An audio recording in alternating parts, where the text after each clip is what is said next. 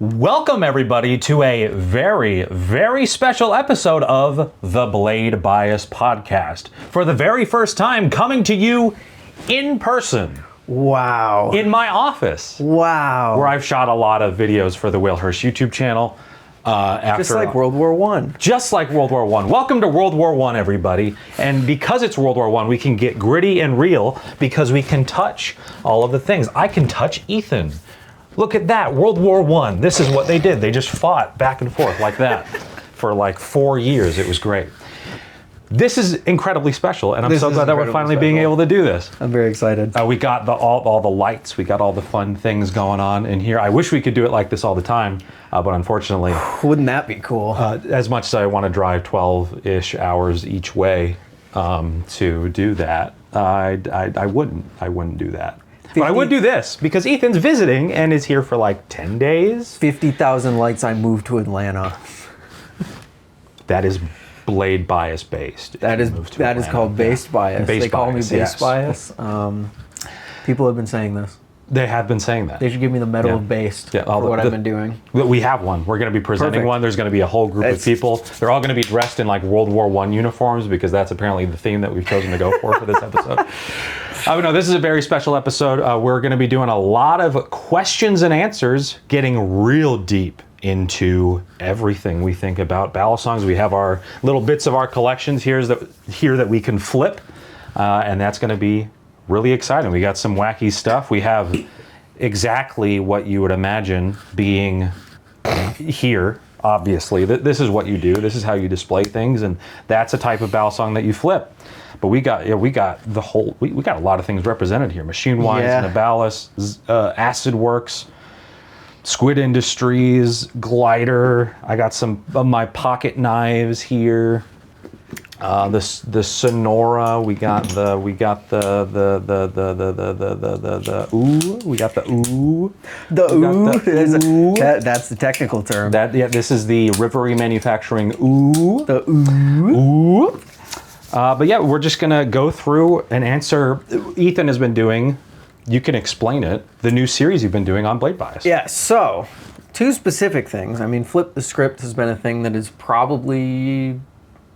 Yeah, it's probably still 3 episodes deep by the time this comes out. But the idea of going question and answer, breaking through the fourth wall like Deadpool himself, has leached its way through the fifth wall into the Blade Bias podcast. And you will recall that we ended off our last episode asking you guys to ask us some questions that we could discuss on the next episode, which just happened to be this one. Yes, yeah, so which is incredible that we ended up here. We're going to be going through the list and seeing where it takes us along the way. There's some really interesting questions, like a lot of interesting questions. Some that we like talked about a little bit. I'm like, I don't know that I have an answer to that, so we will discuss. There might be some hot takes we might get into. Ooh. Might be some personal developments specifically from me that will be explained. Now you're roped in, right?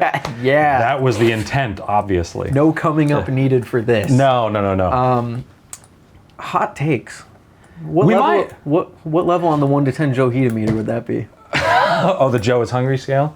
I don't have a Diet Coke. If you search Joe is Hungry on YouTube. Please do. Please search Joe is Hungry on YouTube. Watch any of the most recent videos in the last 2 years. Thank me later. Yep. Thank us later. Thank Ethan later. He's the one that introduced me to him. So, Joe is Hungry scale on spicy, we might get... I'm saying like 5. I'm saying like 6 or 7. Maybe, yeah, maybe, at least. Maybe it's like up there. Yeah. It's up there. Yeah. We might fight. We can physically fight now. I better watch what I say. So I guess probably the first main topic of conversation is me. No. Oh, okay. The first question that we want to start it off with, coming in from Weighted Track. Nope, that is the wrong one. I'm so sorry. Coming from Dalton Racecar. Literally what you said you didn't want to happen. If we had to recommend somebody one Balisong to use ever, they buy one and that is it, what would it be? And he specifically stipulated that it has to be for sale new. Okay. But I think it would be also, let's just do both. A new, something that you can buy right now as this video airs, and something that is like an all-time classic that maybe isn't produced anymore, but that you can still maybe find secondhand or something like that. Okay. Is there a stipulation of trainer or live blade? There was I feel not. that might be worth a separate answer too, because it depends on how you want to use it. There's a difference Right. between having something purely to flip and something to utilize. I would say let's do this on the assumption that any knife that we pick could be live or trainer, depending on what the person wanted. Okay. I don't think Okay. there's any reason to specifically to say, oh, you need to give a live blade answer and a trainer answer. Let's Yeah. just say that you can make the cheese a live blade if that's what you really want. Yeah.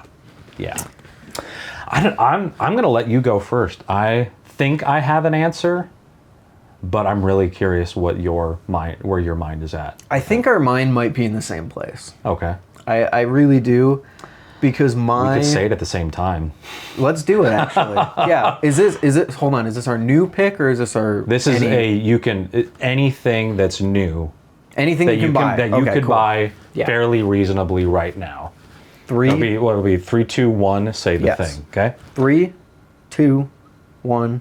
Crack-a-rackin'. Yeah.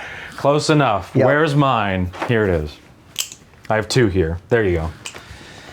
This is maybe. Oh no, it's on manual focus because I'm a good boy. Never mind, because it may have lost focus. The Crack-a-rackin', The Kraken. which maybe sounds like a cop out or answer. the Crake-Racken. Crake-Racken? As it is supposed to be called. Yes, yeah, but I'm too deep. I'm too deep now. But every single time I pick this up, I love flipping it. Yeah. Squid Industries also has great warranty service. So if we're talking about the lifespan of a product and them being a fairly sizable company that will hopefully be here in the long run, I'd feel confident about being able to get this serviced. And there's the trainer variant Yep. and the live blade variant. So that both are matches very our- regularly available. They often do them in interesting colorways, so you'd have a variety of options in terms of the one thing that you're gonna have one Balisong for the rest of your life, Right. which is an extremely rare scenario, so this is quite a specific question. But knowing that you could get most likely pretty much exactly what you'd want, you'd be able to get it serviced, and just there's an argument to be made that one Balisong forever should be titanium, because that's going to, in theory, be the most durable. Yeah. But I've had this for 6 years. I've dropped it a lot. It has been dinged up substantially, and it still flips like an absolute champ.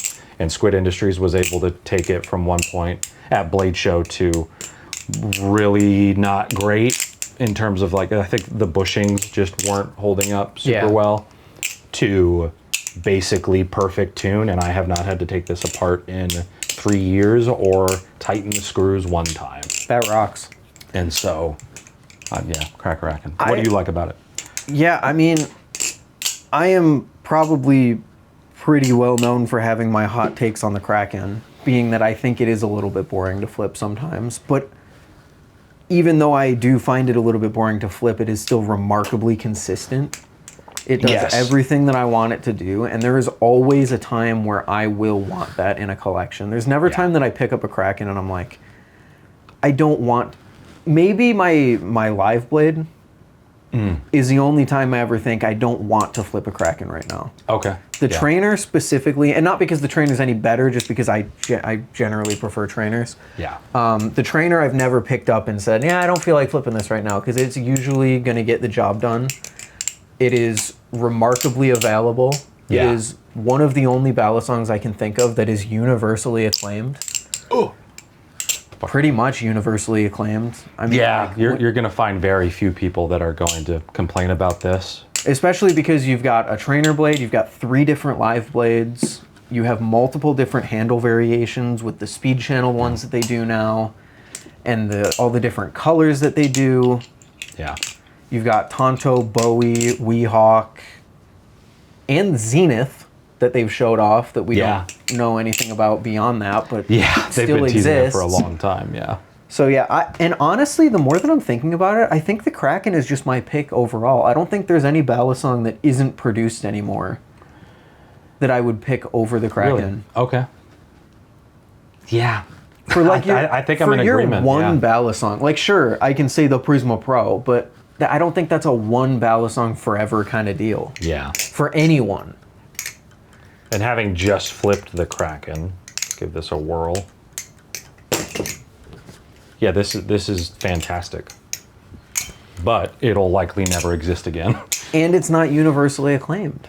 And the Kraken is in a nice sweet spot in terms of quality and availability and price. Yeah. In particular, like these days, $200+ can seem like a lot to spend. Yeah. But when you're talking an American-made thing that, even though it can have issues, there is a lot of attention put into each one, and it's not like an overwhelmingly mass-produced thing.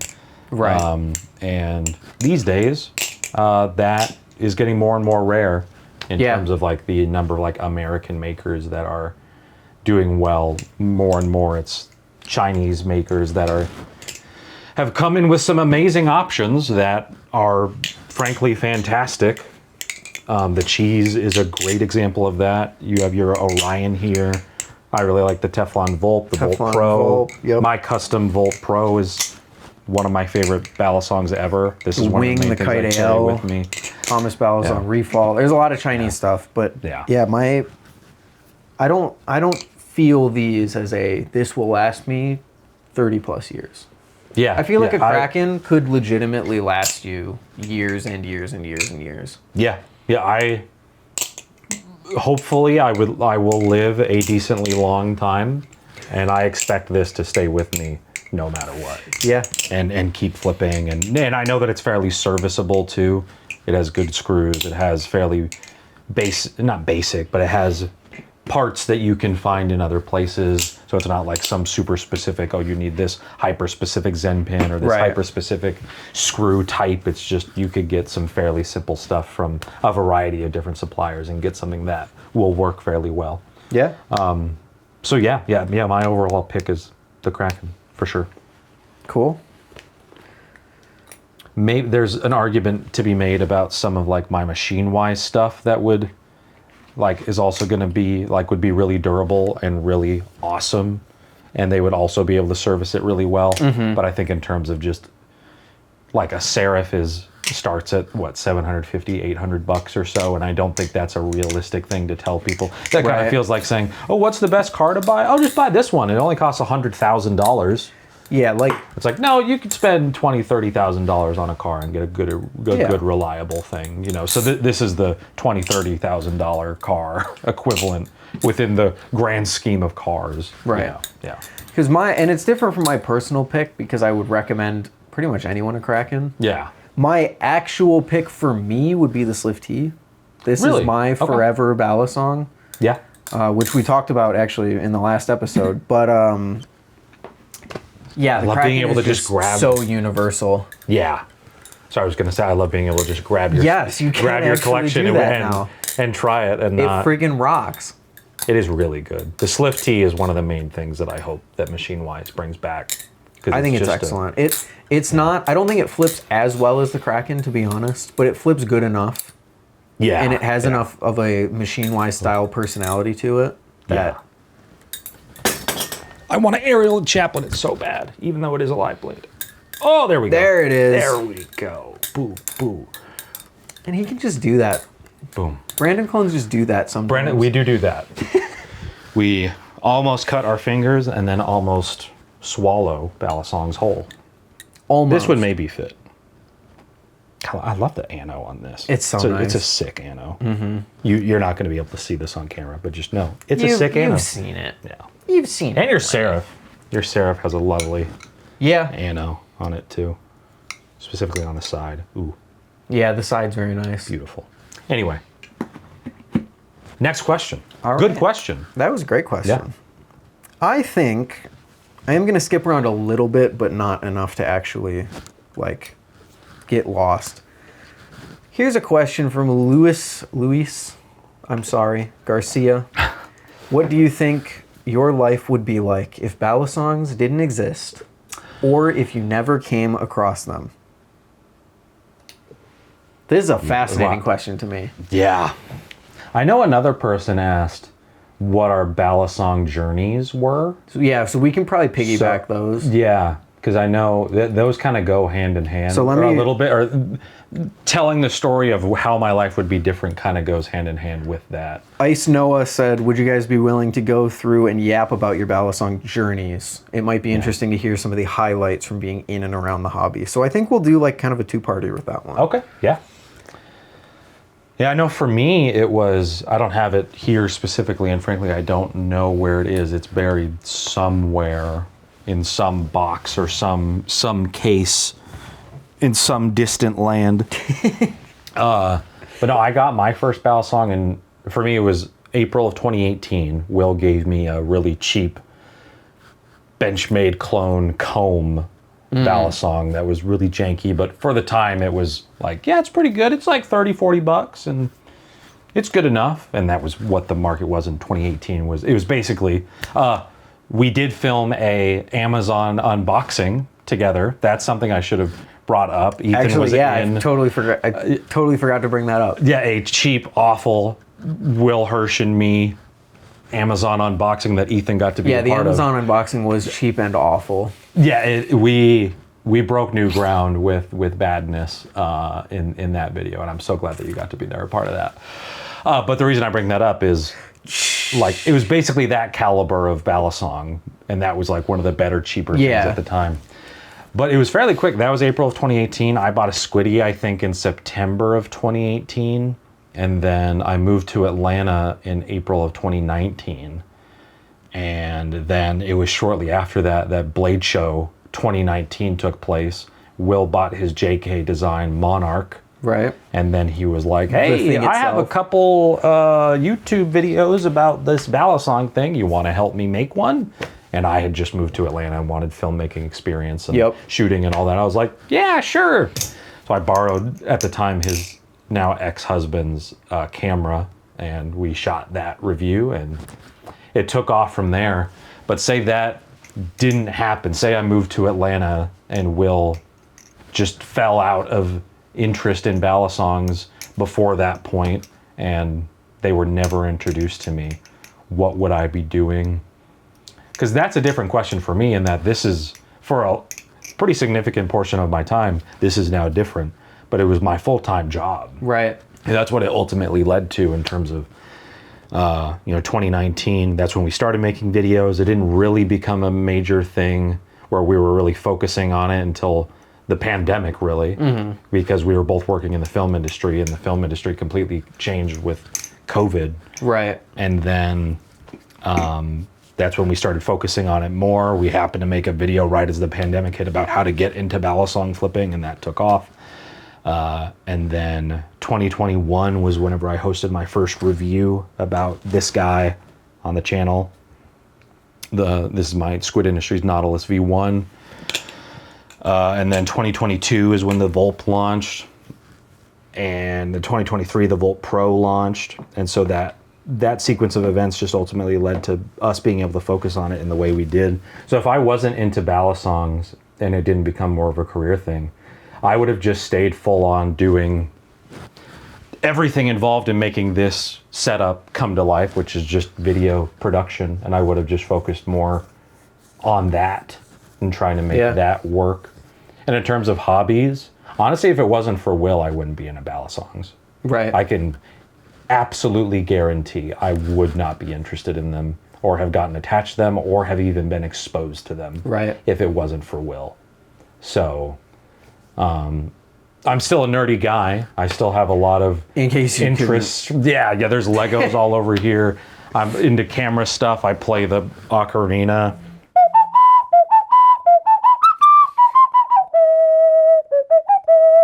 Like, I'm into that kind only of in thing. his office. Only in his office. But yeah, well, and I'm grateful. Like, we wouldn't have met if this whole hobby wasn't in either of our lives, you know? Yep. And so, yeah, I think that's the main thing. There wouldn't have been a massive dynamic shift in the type of work that I'm doing. Right. Because I still would have been doing video production. I probably wouldn't have been doing as much hosting. Maybe I would have finagled my way into doing YouTube work, but I don't think YouTube would be a thing I'd be doing either. Now, here's a follow-up question in that same vein. Do you think, or not even do you think, have you had any opportunities that you were given because you had a portfolio of videos by Balisongs? Like, have you been able to show people what you have done through Balisongs that has landed you some opportunity that otherwise you probably wouldn't have gotten? Probably. Yeah, what I'm currently doing, I think it would have been different if I wouldn't have been able to prove myself in terms of, like, I can write, I can host, I can shoot, I can edit, right. I can distribute, I can make thumbnails, I can do that, like that full package of what being a YouTuber entails, as you know, in a lot of ways too. It means having to wear a lot of different hats and doing a lot of different things and having to be fairly skillful across a number of different things. But yeah, possibly. And it would have been a lot harder to get through the pandemic too. I had a part-time job working for the Weather Channel throughout the pandemic, where I was a video editor for a variety of different series for the Weather Channel. And that was my main source of income until 2023, about, whenever I stopped doing that job because the main show I was doing got canceled. And that's when I pivoted into doing YouTube full-time. So yeah, that would have been a lot more difficult because I was able to pivot into this because it had gotten to a point of success that it was, and like mostly thanks to like the products that we released, like the Volt Pro and the Volt in particular. So yeah, that would have looked really different. It's hard to know like what the ultimate butterfly effect would have been, but yeah, I think I would have been a lot less fulfilled and a lot less stable in my income and the things I was able to pour my time and energy into, and would have just been robbed of so many awesome experiences, like the awesome times we've had at Blade Show, all the people that I've met through that. Wouldn't have ever met people like Lucas from Squid Industries, Dalen and Martine and their whole team from Machine Wise, you know, like Roy from Squid Industries I've really enjoyed getting to know. He does all their video work, just stuff like that. Like we just would have been robbed of a lot of those experiences. But where do you think you would be? I think I'm kind of similar to where you ended. Because ultimately, if I take away the social aspect of like all the people I've met and the experiences that I've had, I don't think I'd be in a terribly different place. Yeah. I would have had some other hobby that would have consumed the money that this one has. I would have had some other passion to probably make a video about. Like, to me, Balisongs aren't as tied to YouTube. But what is tied to YouTube is the fact that I actually have an audience of any sort. Because I've made a video on Blade Bias way in the past about my lead up to making Balisong videos. And that has always included, I would do like one video maybe a year on something that I was into, just to like kind of get some of that creative energy out. And it wouldn't be anything too crazy. Like I did some breakdown on the mechanics of like Star Wars Squadrons in 2020 when I was playing that. Or I did like some video on there's a VR game, I don't know if you know it, called Spark. Oh yeah, that was pretty small at the time. Now is unfortunately shut down, but I did a video on that because I thought that game was awesome. Just like typical stuff you would expect like a 16, 17-year-old to be uploading on YouTube. So the Balisong hobby brought me to making that video, and I never planned on making everything that I have. I planned on making 3, maybe 4 Balisong videos, and then moving on like I had in the past with previous things. So really, the Balisong community, for me personally, outside of social stuff, like people I've met, would have been, it allowed me to have a more consistent YouTube presence that I otherwise would have never had. I don't think I would have gotten in any other hobby. But that being said, the most important thing to me would be the people I've met and the experiences I've had. Like you said. So like, if I wasn't into Balisongs, I wouldn't have met you, Will, Jack Pyro, Ted, like so many. Wouldn't have made it even a lot of the experience you've had like with Ty. Exactly. You know, going to Blade Show and stuff like that. Ty and I that kind of brought us back together in a way that we hadn't been for a little bit. Because Ty and I have always ebbed and flowed in terms of like how close we are to each other. There'd be a few years where maybe we're like doing our own thing, and then a few years where we're really close. So the Balisong brought us back up to that high point. And it all just started because he had a camera and he wanted to use it for something. And I was like, I want to make this video about this thing that I'm interested in. And actually, Ty is the one, speaking to you, getting you into Balisongs. I don't think I would have been exposed if Ty hadn't exposed me when I was like 15 maybe. Yeah. He had that little replica CSGO thing that I flipped around. I remember specifically I was in a Tractor Supply. Okay. I looked in the knife section to see if they had anything like that. They didn't, and then I promptly forgot about it for like the next 3 or 4 years. Huh. Until I went back to his house, used it again, and then became, at this time I had, actual money to spend instead of just a little kid looking for a $5 thing at Tractor Supply. An important piece of character development Yes. in all of our journey through the grand scheme of life. Right. Yeah. So I actually had a little bit of money to throw to Squiddy B. Yeah. So, yeah, I probably wouldn't have gotten into it if it weren't for Ty. And as well, I wouldn't have gotten into the YouTube aspect as well if it were for Ty. Yeah. Because Ty provided me with a lot of equipment that I think made my videos stand out a little bit more than otherwise it would have. Yeah. Yeah. And that was there's a lot of parallels in your relationship with Ty and my relationship with Will. Yeah. Across a myriad of different things. But I would say that is a key similarity there in terms of like you guys being able to connect over that, and then your interest increasing based on like his interest, and then making the videos together. I watched it recently, the game of Flip. Yeah. That you and Ty did. That's one of my favorite videos. That's one that we still get comments One of my on. favorite Balisong YouTube videos in general. Really? Because it's just fun. Yeah. And it's just It was two a guys fun video. just having a good time, doing a thing.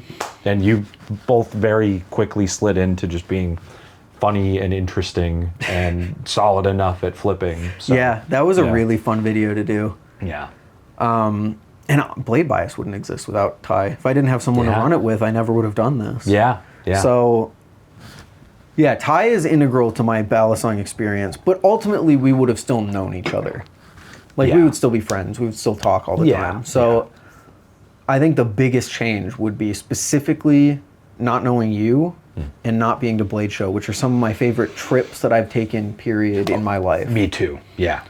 Every Blade Show now for me, Blade Show Texas, Blade Yeah. Show West, Blade Show Atlanta, all of those have created just wonderful memories with wonderful groups of people I never would have met otherwise. Yeah. And that includes friends now, that includes fans, that includes makers, so many things. So I'm incredibly grateful for all of those experiences. And maybe there would have been a world where I would have had something similar. Like I think, like with the pandemic, and then me being in a weird place of having just moved to Atlanta in April 2019 to pursue filmmaking stuff, and then the entire film industry shutting down Right. in less than a year later. I probably would have dabbled something YouTube related. I probably would have. I currently have a lot of ideas for completely unrelated to Balisong and knife things, like videos about movies, videos about video games in particular, because that's what I started doing YouTube videos with, is Right. vlog kind of stuff and then gaming things. So I maybe would have circled back to that, and that's still something I could circle back to. Yeah. But yeah, but it's a fascinating thing to ponder. Just It in is. general, you could take any little thing in your life and be like, imagine if this thing didn't happen. Right. It's fascinating to imagine what would have been different. I do think Balisongs are the one thing though that have changed it the most dramatically. Yeah. Because my original answer to this question was going to be that my life wouldn't look terribly different. Like my personal life wouldn't look terribly different. Yeah. Like my current personal friend group or anything like that. But yeah, I wouldn't say that would change because that wasn't formed based on this hobby that I had. I think it did endear them to me a little more than I otherwise would have. Because without Balisongs, I had carried my Squiddy B around a lot in my first year of college. Yeah. So my friends knew me as the quirky dude who flipped this weird plastic thing. When otherwise I probably would have just been the weird dude that sat in the corner and didn't talk much. So maybe that butterfly effect would have gone much further than I ever imagined. But We both would have, at the same age, fit the kind of weird guy in the corner that didn't talk much, that was into a hyper-specific thing, that once you talk to him, solid guy. Yep. But otherwise, he's not going to go out of his way to talk to you. there was actually this is like kind of out of the way, but I still want to bring it up because there's a butterfly effect with my college experience. Okay. I was walking on campus alone in orientation week, and I had seen a few people from my orientation group walking like kind of across a field going to some event. and I called across to them. I said, "Have fun wherever you're going." And I was like, should I even do that? That's kind of, should I just walk by and say nothing? And it turns out that me doing that specifically is what got those guys to talk to me further throughout that week. Wow. They credit me calling across to them, a thing that I almost didn't do, as the thing that got them to talk to me more. Wow. So there's a lot of little different butterfly effect things. Yeah. Yeah, my quick thing that I can share from my childhood is I know most of my core friend group, not necessarily Will, but I have a 3 close friends that I'm still incredibly close with now. We call ourselves the Trio Plus One. We made that name in the 5th grade. We all still keep in touch. We all still hang out. I visited both of them just in the last couple months. I know most of that friend group and made that connection because my cousin was at a beach at a lake and was talking to a random kid about the Legend of Zelda Ocarina of Time. Wow. And I went to go find my cousin to like tell him that we were going to do something, and he was talking to that random kid about how to beat a specific dungeon in Ocarina of Time, and they asked me, "Hey Brandon, do you know how to do this thing?" And I was like, "Yeah, you just do this and this and this." And now that guy, his name's Austin, and he's one of my closest, most dearest friends. That's awesome. And then he met, he was friends with my other close friend, Cody. Cody was really into Ocarina of Time, and Cody introduced himself to me as like, "Hey, are you the guy that knows about Zelda?" And I was like, "Yeah." And he was like the first, like official, or second official friend I made at that school, because I was new to the school. And that just formed so many things past that point. So yeah, it's just crazy how stuff like that works. But yeah, great question. What a great question. We could talk about that for 6 hours. We definitely could. I feel like This is going to be a long very easily. episode, I think, and that's I okay. believe so. After it took us 2 hours almost to set this up with all the technical difficulties we had specifically with audio, but I'm happy with where we've landed. Oh, it looks great. Everyone thank Brandon for setting all this up and making this possible I'm very grateful in so to have many different ways. Yeah, Because the podcast wouldn't be going without you. I would say you're more the heavy lifter in that regard. But I'm just in happy terms to of be me here. having a co-host, Oh yeah, yeah. podcast wouldn't exist Yeah. if you weren't willing to pick up the reins there. Well, and it's such a fairly, in the grand scheme of YouTube, a fairly small audience watching this, but knowing that there's like people at this point, there's maybe 300 or 400 people that are like definitely listening to us. Like imagining that being a room of people, it's awesome. So I love being able to do it. I now go to, it's such a crazy feeling because I now go to like sporting events and I think this stadium can hold 15,000 people. Yeah. There are more people than that subscribed who pressed a funny button on a YouTube channel. That is insane. That's nuts. Yeah. So I just love being able to do it. I'm grateful to have a space to do it in too. So Like, because we're at I think 19,000. That is the size of like a small college. yeah. So sometimes I would go to school and kind of think about it in that regard of like every single person walking by me would be aware of me in some way that they clicked a button. Yeah. Which is just nuts to think about. Yeah. I agree. Oh man. Anyway, this one specifically for you, I just want to see, because you love this specific thing. Okay. This person, Weighted Track, is wondering if you were going to do a video on, or just do in general, customizing your white Nibali's bird of prey. Oh. Well, can I reach it from here? No. I don't think so. You know, He has to go over to the... Oh my gosh. That was... I guess there's really no better way to go. There we go. If I actually have a specific plan of how I would customize I should have brought this up That's so that he had fascinating. that ready to go. But I wanted it to be like a genuine... something that you hadn't heard before. Yeah, that's a great question. I wonder where my...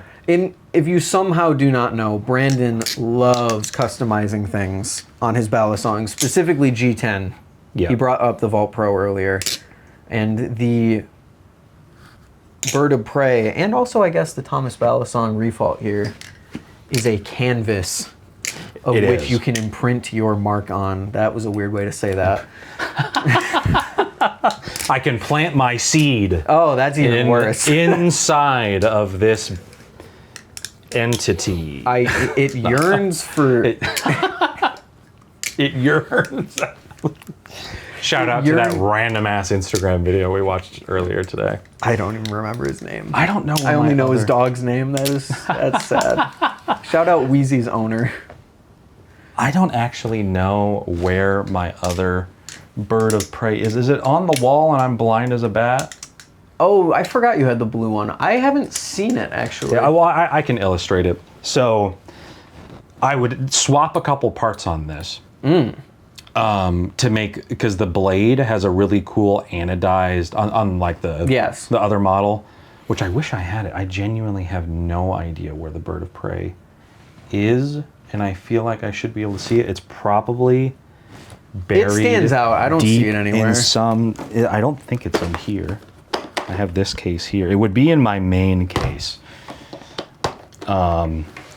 Which this is not my main Balisong case. Oh, no. We might have something, folks. Nope. Stand by. I really should have brought this question up before we started I'm cooking. That was the only thing in there. Yep. There was one other thing in there. Yep. I almost always lose things, but I generally know the hyper-specific space or place they might be. As someone who has all my cases filled to the brim, having just a case with like one thing in it is crazy. It's mostly because they all got redistributed to the wall. No, you have a ton of space, so I understand for sure. And so I can properly illustrate this. What I would do is I would take this white stuff,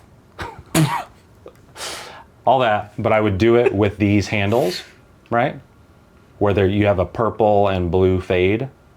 But I would basically just take this, put the white scales into it, and then dye them, do like a fade dye that matches or is the inverse of the blue and the purple.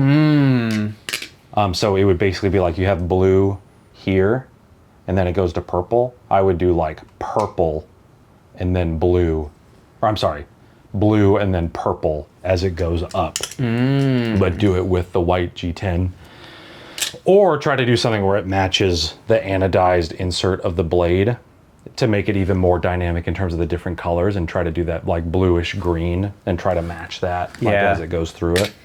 So something like that, which is one of the coolest things about Balisongs in general, is that you can, just using all of the things that we have access to in terms of being able to, like in the case of this, it's a dye that you boil. And in the case of like anodizing titanium, that's, again, putting it in a liquid, but electrically charging that liquid. Yeah. And in the grand scheme of human existence, we haven't had a lot of access to that. In general, even just electricity. The fact that you can watch this video is 0.00001% of human existence, basically. It's also insane. Yeah, and so I think this Balisongs to me are a representation of how creative human beings are and how much we've been able to achieve as a species.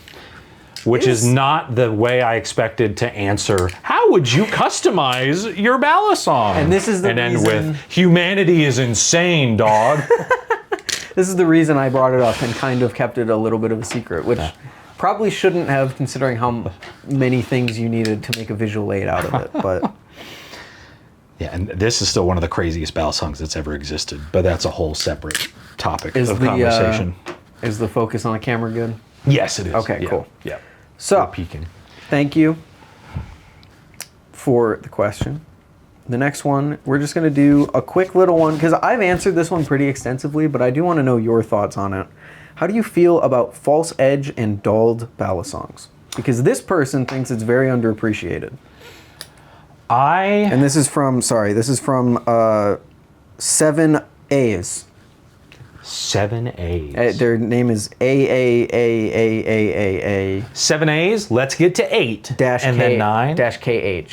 All right, let's get to 8 A's, and then I want a KH A, and then keep going from there. Extend both sides. That's what I want. Okay. I expect it. Young person, maybe old person, who knows?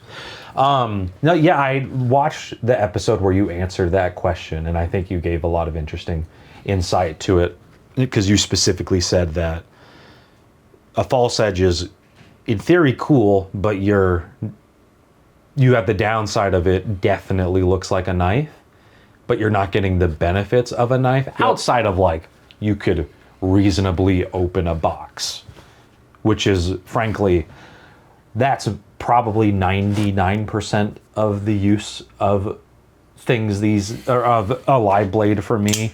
Yeah. It's just, I'm opening something, and the Balisong is the thing I have on hand.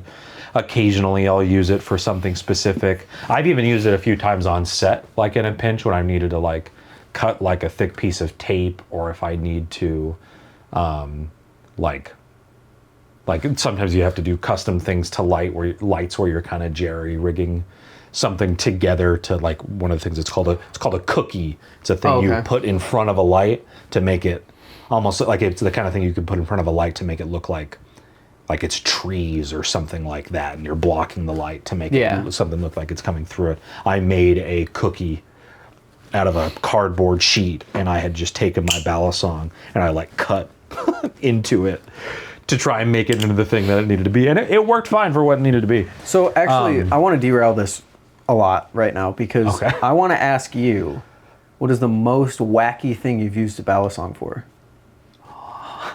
Because I have two specific answers to this. There's only one way I can properly illustrate this, and so keep them entertained for one moment. Oh my gosh, I keep asking things that he needs. It's going to be really quick. Copious visual aids. You can probably hear me. Probably with the mic. Or you can probably hear with the mic. I'm going to answer my own question.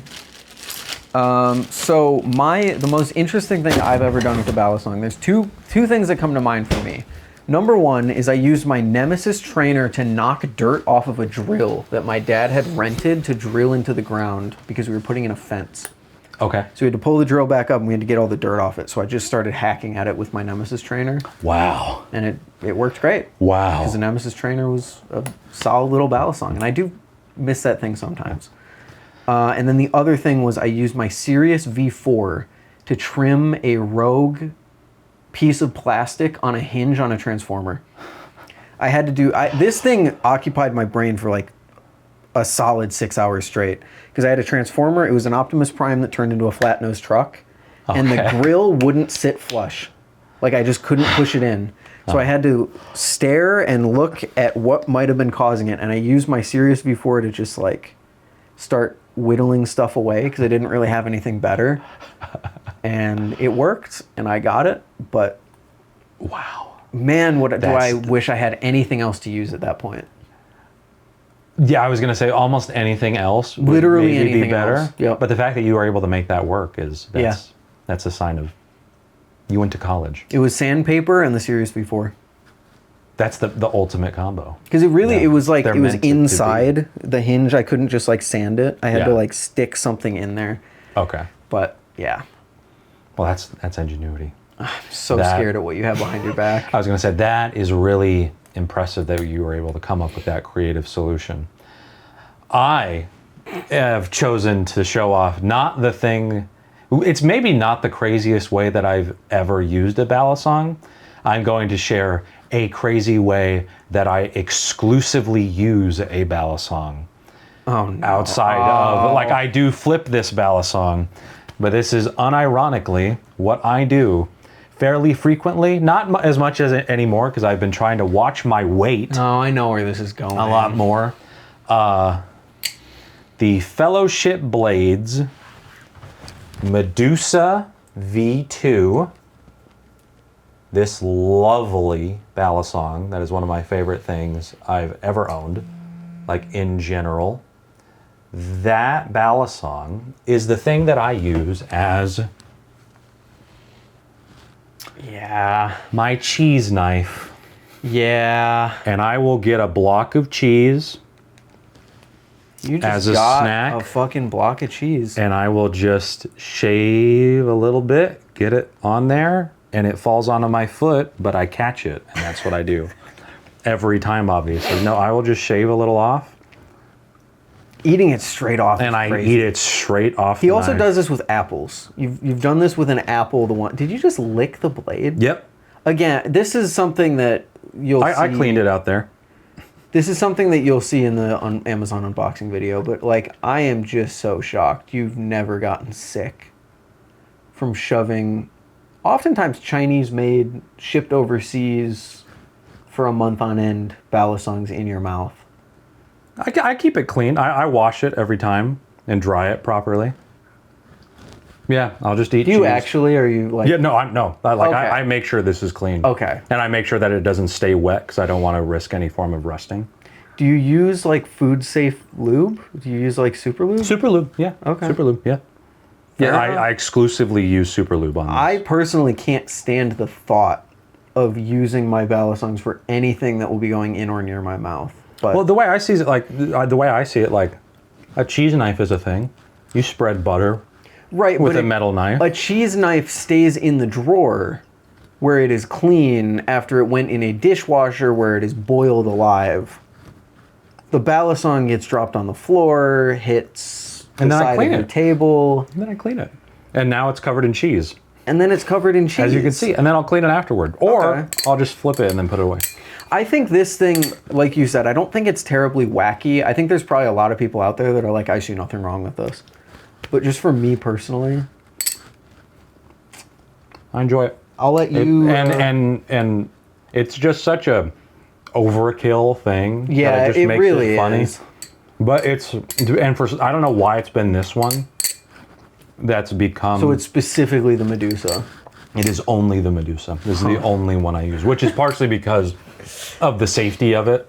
Like the other ones, I don't want to have to necessarily worry about like cleaning and stuff. But this can take such a beating, and it's titanium, and so like I don't have like if it was a steel Balisong, I'd have to worry a little bit more about different things. But yeah, I just love looking at it, and I love using it, and this is a way for me to use it for longer. So I'm gonna go put my block of cheese away. And keep talking. Okay, so that was friggin' crazy. Again, I don't think it's actually that crazy. I think there's a lot of people out there that do food-related stuff with their Balisongs. I've seen it. I think there was one guy that like specifically used his Balisong to spread peanut butter on bread. I feel like I remember seeing that, and every time that just makes me, ugh. Because it does touch the floor a lot. So, but to each their own. I'm glad it works out for you. And I couldn't really think of a better knife to do it with than the Medusa because of just how... If you ever have... This is a crazy... If you ever have a daughter in the future, you meet her boyfriend for the first time, I can fully see you being the dad that sits in the corner carving an apple or something with your, like, monstrously overkill knife. Or like... So what are your plans with my daughter? And they like come home late one day. Yeah. Like from a date or something, and they try to like sneak in, and I'm just there. God, full teeth and everything. I hope the mic picked that up. That was crazy. How was Top Golf? No, I very much want to be a mother to a daughter, and I'm gonna aim to be the most understanding and chill father that I can possibly be. Whenever it comes to that kind of thing. So I would do that. I would do that as a joke. I would never try to threaten anybody with this. If it's a guy that's going to fuck with my daughter, then we'll have a problem, and I will activate. I will not threaten them with a knife, but I might just remind them, like, so, Billy, what are your thoughts on women's rights?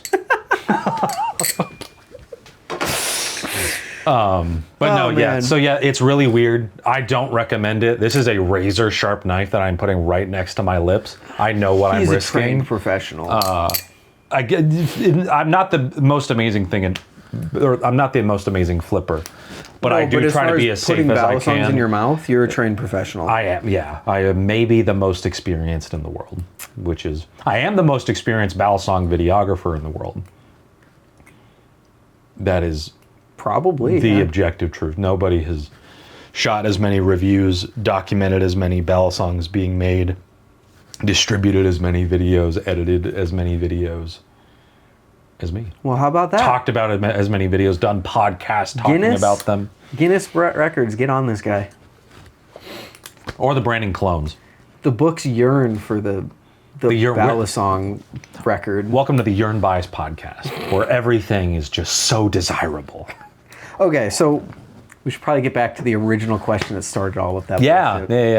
This is how conversations between us go, by the way. So let the record show, we would not have been able to have this incredible experience if we weren't in person. Exactly. Absolutely. I could have run off during the podcast and done that, but that would have been lame if we were doing it remote. So that was a great question to ask, because you could see in person what was happening and all the little details of that. So that was great.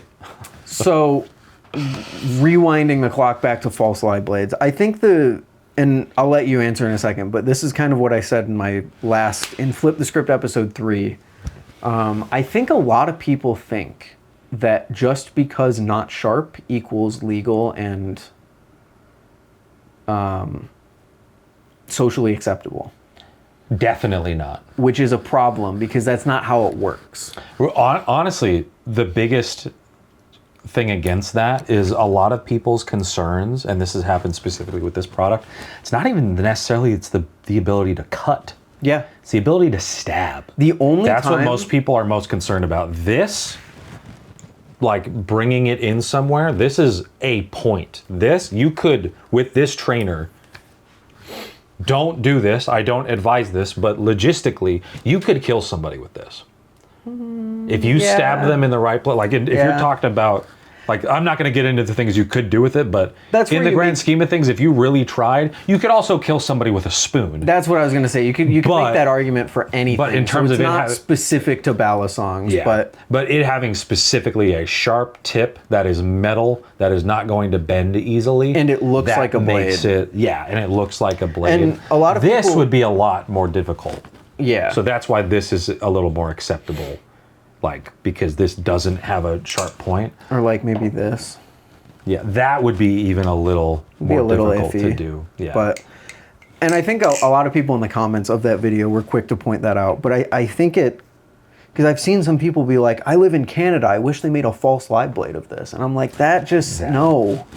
And I don't live in Canada, I'm not a legal expert in Canada, but I'm fairly certain if it looked like a knife and it honk like a knife, it do be legalized like a knife. Yeah. And actually, the only time I've ever had a problem with like a security guard or anything was with a trainer. Yeah.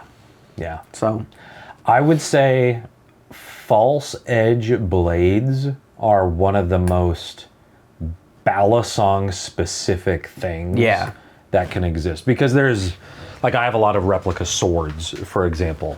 Those aren't going to be razor sharp, and those are a lot of the times functionally dull blades that are they're false edge blades, basically. But those are almost exclusively intended for display, maybe handling in some way, but the vast majority of the time, cosplay, something like that. Those are not meant to be used. You're not meant to. I have a replica of the Master Sword from Legend of Zelda. That is not meant to be used as a box opener. That is not meant to be used as a cheese knife. I could use it as a cheese knife. In fact, I might, as a joke with Adriana, I might just sit there, come out one day holding my giant Master Sword and carve some cheese with it, just as a joke. I might do that. New Brandon video idea. Yes, What can I use as a cheese knife? But like, those are pretty much all meant for display, and you're not gonna find a pocket knife generally that's like, here's the false edge variant that looks like it has an edge. And if there is anything like that, it would be intended for you to put your own edge on it. Right. Which is kind of what false edges are. Yeah, and that's why I like that you have the option of it being razor sharp and not, and there are mildly different flipping characteristics between a trainer blade and a live blade a lot of the time. And a lot of the times people like the look of them. But a false edge blade is not more public friendly, in my opinion, almost at all compared to an actual live blade. So I think it's a representation of where we've kind of found ourselves you said this, I believe, in that same episode. I am not the kind of person that says it needs to be a razor sharp blade, otherwise you're not a real Balisong flipper. Right. And you need to get cut, and that's part of the experience, that needs to happen. No, you don't tell a skateboarder, you need to break your leg. You need to otherwise ride without you're a not helmet. real. Yeah. Or even, not even that severe. You need to scrape your arms really badly and bleed, otherwise you're not actually good at skateboarding. I don't think, does that exist? You know? It probably exists, Maybe but not like there but probably aren't people who look at people who wear like elbow pads while skateboarding and go, you suck, you're not a real skateboarder. Yeah. It probably doesn't happen that much. But there are the people that, of course, and this is where I can't understand, they take more pride in that they can do something Which is fair. without safety guardrails, you know? So that's where I think that subsect of people are like, it needs to be for a yourself. blade. Yeah, totally for yourself. Fair. Yeah. If that's how you want to do it, again. Yeah. They get pleasure out of, look at this thing that I can do. Yeah. This efficiently and this well. And it is an actually dangerous thing that if I screw up one time, it could seriously damage my hand or a foot if it falls on something, or, you know, whatever it might be. Same reason someone walks a tightrope without a harness or like a connection to the or they rock to the cable. Something like that. Yeah. So there are again, people that, for yourself, totally fine. Yeah. I just don't know why we have to shame other people who don't also think that way. Yeah, like if you're a rock climber that's like, you have a safety harness. You don't free solo. What? You don't free solo climb? What an idiot! You're not going to learn how to really climb if you're properly secured and won't die if you screw up. Like if you're that kind of person, do some soul searching. Yeah. Analyze the type of world that we are in and what humanity is capable of, and that something done for leisure or adventure is generally not worth dying for or getting injured And for. also doing something for leisure is okay. Yeah. There's also people who are like, that just want to do a cool thing and you not fucking video gamers, why don't you do something useful? It's like, that's the whole point. I don't want to do something useful right now. Anyway, that's a whole nother fucking, that's another conversation. But yeah, false live blades, I've always described them as the worst of both worlds. This person described them as the best of both worlds. Yeah. Depends where you fall on it. It's entirely subjective. I think it's cool that you can get something and have the option to sharpen it. But I don't think very many people actually ever sharpen their false edge blades.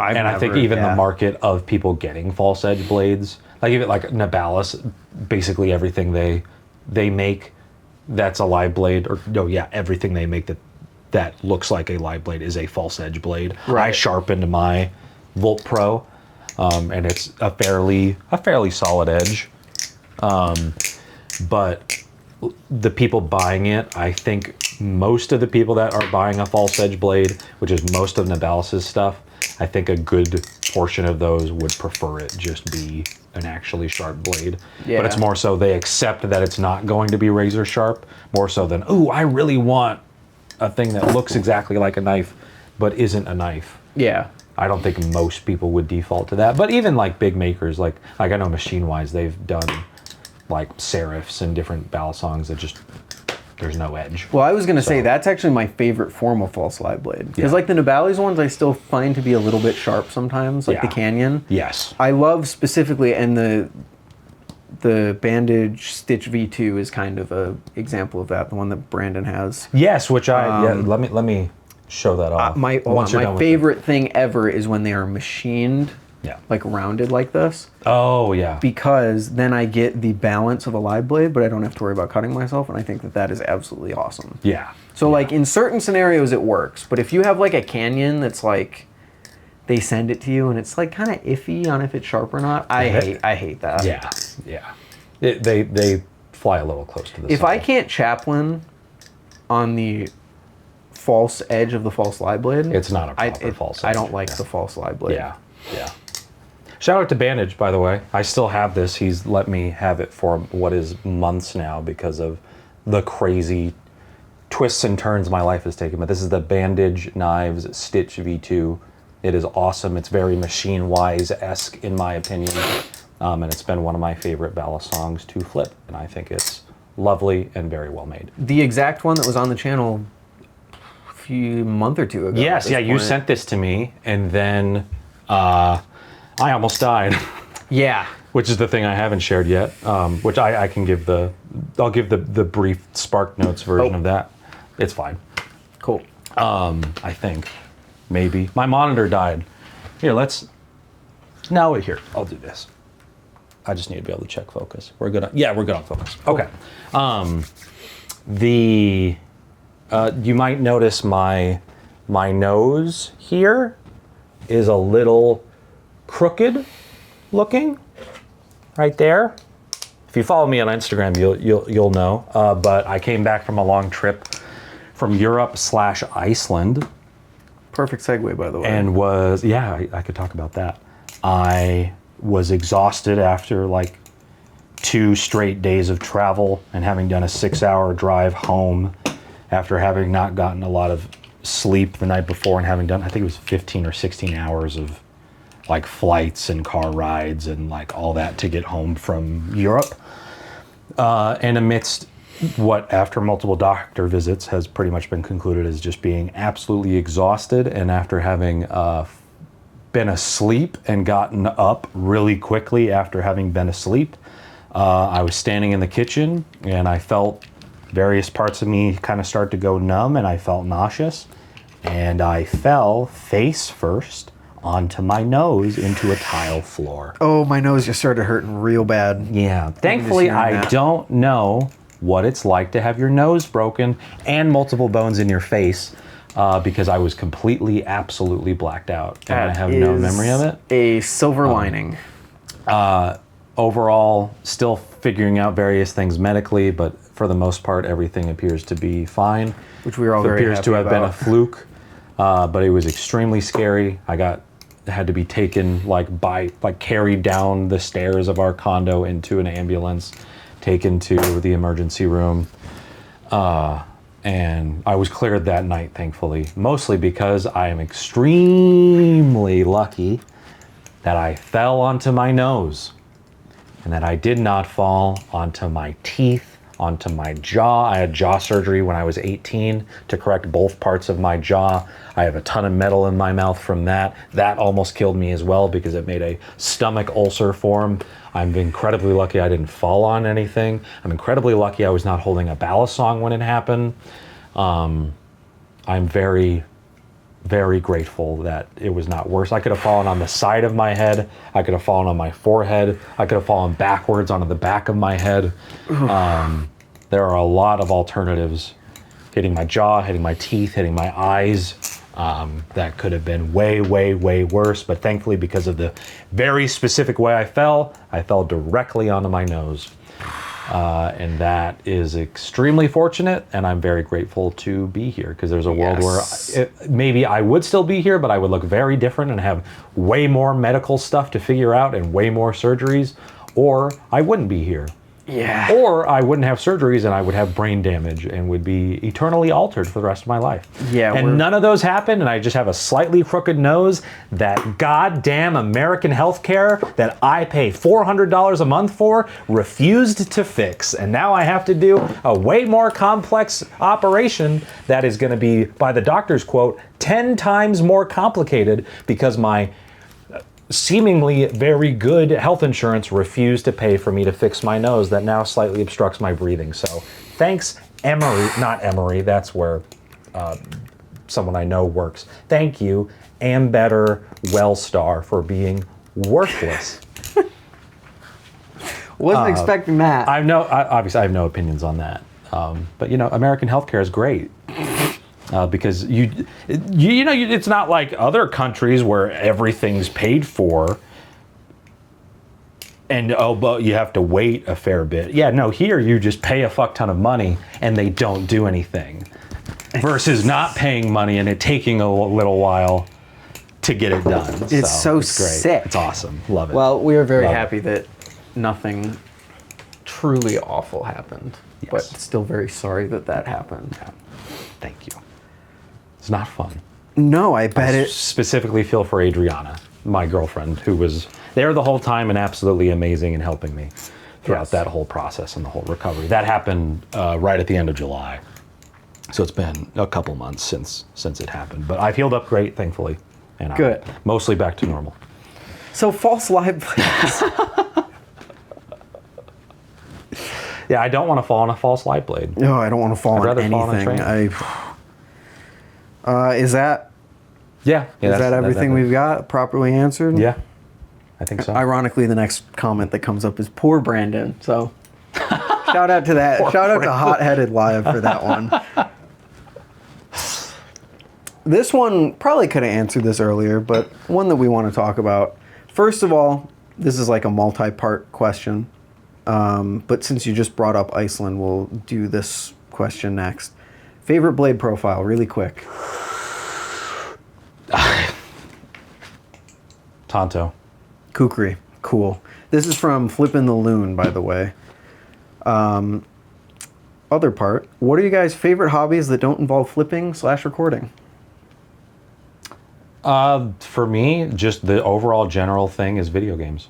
Yeah? I love video games. I love playing video games. I love... Never would have guessed.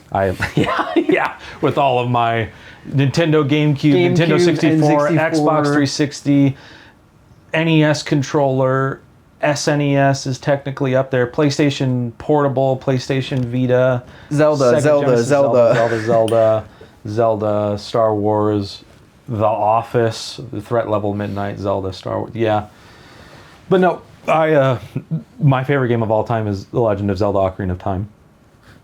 And that game perfectly represents what I love about video games and how they can be in terms of that game is a great representation of storytelling, puzzle solving, connecting with the music in particular, because it's a game where you have to play music to get places and unlock certain things. Cool combat. It's what made me fall. It's partially the reason I'm into Balisongs, is because Link in Zelda has a sword in his back at all times. Sounds painful. He's constantly bleeding out. It's a mechanic of the game. He has a sheath and he pulls out his sword. So me as a little kid, I would run around with a little Tinker Toy sword in the back of my shirt. And I'd swing it around and fight fake monsters and stuff. And now this feels like I get to kind of carry around a sword and fling it around like I did as a kid. But just the ways that you can connect with video games, the ways they can tell stories, that's probably the main thing I would say. That's my main hobby outside of Balisongs. And I watch tons of movies and TV shows and stuff, but the thing I gravitate towards the most are video games. It's tough for me to answer this question since half of this channel's identity is me making videos on my other hobbies. So like just look at the bonus bias playlist to see what else I'm interested in. I would say things that I haven't done videos on as much. Headphones, Lego. Headphones and Lego, yeah. I have Everything a bunch else, of Legos. you guys have seen plenty of time. So that was Yeah. more a question for you. Yeah. But, I also, maybe you can't, no, I don't think you can. I have a whole record setup over there. Yes. I love collecting vinyl. That's another thing that I've gotten into because of Will. Let's just, I'll grab some of my, I think I have This guy and his visual aids. I think I have 40 or 50 Dear God. ish records now. I'll just grab it. Oh gosh. You can just grab one. Oh, he's grabbing half of them. Half of them. Oh my God. Yeah, here's half of them. Over there's Bo Burnham, there's a bunch of Zelda stuff, Lunar Vacation, a bunch of classical records and stuff. But we have The Black Parade by My Chemical Romance. We have the full soundtrack from Ocarina of Time in a really cool, really awesome sheath. And the record looks freaking incredible. But vinyl is just a fascinating medium for music. It's a quite high quality medium for music. Here's what the record looks like. Each side, it has, if you know Zelda, you collect heart pieces. And so it has a third of a heart and a fourth of, or a full heart, and that it goes throughout. Or it goes quarter, half, 3/4, full. It's just a fascinating medium for music that's still decently high quality. And I love how analog all of it is. It all is able to function because of micro grooves on. Yeah, that on stuff a is disc. always just insane to me. Yeah, and it's a needle that just goes over a thing and then sound comes out, and that's just crazy. So this has interchangeable. Did you get a chance to listen to the things. record they had hooked up to the really expensive speakers at Hi-Fi Buys? I did not. Because one of the guys was showing me around there, and he was like, let me just play you this record. And it just played through these hundreds of thousands of dollars worth of speakers and audio equipment. And the record was like, sounded really good. That's awesome. So it's wild. Hi-Fi Buys is the place where the bite handle rave happens. Yes, So and if it's you an have been amazing there, place. and then you haven't been there when it's not set up for the rave, I highly recommend it, especially if you're in audio. Yeah. It is incredible. I picked amazing. up a pair of headphones this weekend from them, so. Yeah. And Will works there 3-4 days a week these days. I think about 3-ish days a week. He does all of their content production, and he's also a headphone salesman on Saturdays at Hi-Fi Buys. So if you want to, And he sold me. yeah, and if you want to have Will be the person guide you through the world of headphones, go to Hi-Fi Buys on pretty much any Saturday in Atlanta, Georgia, and Will be there selling headphones. Maybe it's not every weekend, maybe it's every other weekend that he's there, but that's pretty much at this point the main thing that he does these days. But that's a separate topic that we'll get into eventually. Vinyl is awesome. 3 Cheers for Sweet Revenge by My Chemical Romance. I love My Chemical Romance. That's currently the shirt I'm wearing. It says G Note Plays, and this is the music video for My Chemical Romance. The Planets by Gustav Holst, which is basically the Star Wars soundtrack, 60 years before Star Wars was a thing.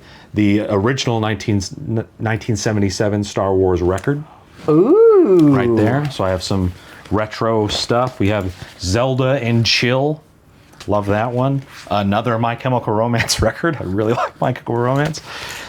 Beach Bunny, Lord of the Rings, John Williams, best of. Separate weird like electric, like 1980s electronic music, Star Wars record. More John Williams. More Star Wars. The B-52s. One of my mom's favorite bands. What they a did name. Rock Lobster and Love Shack. The Congos. Another Zelda record. I'm sure we're not noticing any patterns here. No, not at all. A video game collection record. Another Beach Bunny album. Beach Bunny is amazing. Lunar Vacation, one of my favorite bands. Nickelback, my friend got that as a joke. Look at this graph. Look at this graph. Oh, that's supposed to go on the Star Wars He record. yearns for the graph. Blade on my bias. This is a random one I got at Goodwill for $1. It's just compilation of different things. Did not expect him to go through that whole pile, but I am happy. Oh, that he did. I could do a whole bonus bias episode about. You could do probably 3 bonus biases on your records. about my record collection, but there's a bunch of other ones over there. One that I kind of want to keep showing off, but I won't do that. But it is the coolest record that I own by far, and it's Bo Burnham. It is the Bo Burnham one. Far and away, partially. You know what? I'm going to show it off. I could cut this down I love if this. I really want to. No, I love this. But you asked what my other hobbies are, and This here we is are. the This whole- is Inside by Bo Burnham. It was a comedy / not comedy special on Netflix in 2021, and it's one of, in my opinion, the greatest pieces of media ever created by any person, and he made every single aspect of it by itself. But the thing I want to show off, there's all these different cool things in it. that all come in different colors. And what's sick is, if you're looking at this, right? It's green. If we slide this out, you'll see it's actually blue and green. And whenever you slide the thing on, oh my gosh, I can do this. Please. Oh my God. Here. I shouldn't have pulled the whole thing out. Oh my gosh. Please stand by. There we go. Yeah, so as you slide this over, I've used this in B-roll in videos on the Will Hurst channel before, but as you slide this over, it reveals different things based on what color sleeve you put on it and what light is hitting it. And so, like with this one, it's red and blue, and when you put the red sleeve on it, you see one image like there, so you can see. You'd see the blue one there, or the red one, and it depends on what sleeve you put on it. It's just cool. And each record is there's a green one, there's a blue one, there's a red one, and all that. And I've never seen anything like that. That is pretty cool. And this was signed by Bo Burnham too, so it's really sick. Ooh. So it's just a cool medium, and you can. There's a Goodwill near us where you can get pretty much any record for about $1. Hell yeah. And they often have some really, really cool things there. That's one of my favorite hobbies. Well, excellent. Yeah. Anyway, 6 hours later. Another heavily geared towards you question from this same comment that we will probably have to shave down a little bit, but what is your favorite thing that you did in Iceland? The trip that led to the insurance rant. The insurance rant, yes. I'm going on quite a few tangents here. I'll keep this one brief. Iceland was amazing. It's one of the most beautiful countries in the world, for sure. We went there on a cruise. It's actually my favorite thing to share about this is we went on a cruise to Iceland. And to get there, we flew from the United States to Iceland. And then we flew from Iceland to Amsterdam. Oh. And then we took a cruise from Amsterdam to Iceland. And then we came back and went to Ireland for a couple days, then went back to Amsterdam. And then we went home. How did we get home? We flew to Iceland and then flew to the United States. Because the most convenient flight that made the most sense, it was the best price, was Iceland Air. And so we flew to Iceland to Amsterdam to take a boat to Iceland, and then came back to Amsterdam, and then flew to Iceland to get back home. So it was great. But we went to 3 different places. Probably the coolest things that I saw were the waterfalls. There are a ton of the landscape in Iceland is it's very similar to New Zealand in that a lot of the mountains don't have trees on them. Oh, okay. Versus where we live on the East Coast of the United States, pretty much every mountain, for the most part, is covered with trees. And obviously we have the Rocky Mountains in the United States, but those are really jagged and everything. In Iceland, they're very flat and no trees for the most part. There are mountains with trees, but for the most part, it's all flat with big mountains that are smooth with no trees, which means that they're very old. Right. The smoother the mountain, the older the mountain. And so there were just beautiful vistas with just these amazing waterfalls that were all fed by glaciers. They were basically like mini Niagara Falls, but they felt like they were in the middle of nowhere and not in a really developed area, kind of like Niagara Falls in the United States is. Right. But yeah, just some absolutely beautiful vistas. There was actually a volcano that went off while we were there, wow, which kind of ruined a lot of the views. Yeah. And it made it look super trippy because everything was just in this, not even fog, it was just more like a general mist across most of the island. Interesting. I could maybe include some pictures because I took some of the best photos I've ever taken. I'll do that. I'll edit in some of the pictures I took because those need to serve a purpose in some way. But yeah, beautiful country. If you have the opportunity to go to Iceland, there's some amazing places and some really remote towns with some really cool people. So yeah, there was Gullfoss and Godafoss. Those were the 2 big waterfalls that we saw. Oh, okay. Yeah, Gullfoss and Godafoss. Those are the 2 big ones in 2 different parts of Iceland. But yeah, it was amazing. Very cool. I would prefer to not die again to go to Iceland, or almost die again to go to Iceland. But if I could live and go back, I would. One word, also from this question that I forgot about. What was your favorite Hobbit? Oh, my favorite Hobbit. I could talk hours and hours and hours and hours about that. As a whole, it's Sam. Samwise Gamgee. He is an amazing representation of what human beings can be for themselves and each other. Bro answered that one word answer like a politician. I respect it. Well. Do you want me to look? You want to take one? Those are all the questions? No. That was just that question. Oh, it was just that question. Okay, it was that. No, you can keep going. Yeah. Keep driving us. Who said poor Brandon? That was... What was that in context to? I think you had... Because the last podcast episode, I think, was... What was poor Brandon? I don't know. Before you fell. Our last podcast would have been before I left for Iceland. Wow. Huh. Yeah. I don't know what we haven't done one since context was that. And it's been so long, I don't even remember what we were talking about. But that really came around. All right, let's get back on Balisongs for a second here, so that the Balisong people aren't sitting there eyes glazed. Yes. You can keep going. We are going to go down to Billy Earl. And this is I'm going to combine two questions here. One from Billy Earl and the other from...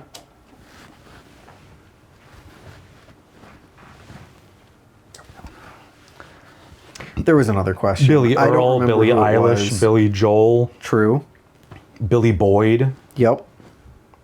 There was a question kind of about like Balisong content. Maybe it was on one of the Flip the Script episodes, but what would we say would bring a resurgence into the Balisong flipping community in terms of content creation and viewing? This question. This person goes on to say, as long as I can remember, there have really only been a few big flipping channels. You guys, Big Flips, Den, etc. I don't agree with that almost at all. I think it's always been, there have been some bigger ones, but there's always been a collection of like smaller, more like even going as far back as like when NRB was making content. Yeah. Like it's always just kind of been that there is a smaller, probably more active part of the community, and then you have like the higher tier, higher quality people who upload a little less often. Yeah, well, and even like Will and I, and even you to a certain, no, not even to a certain extent, actually, Balisong content for the overwhelming majority of the time that it existed was incredibly small. Yeah. Very small. You and I the other night went on a journey. You learned about Jersey Devil.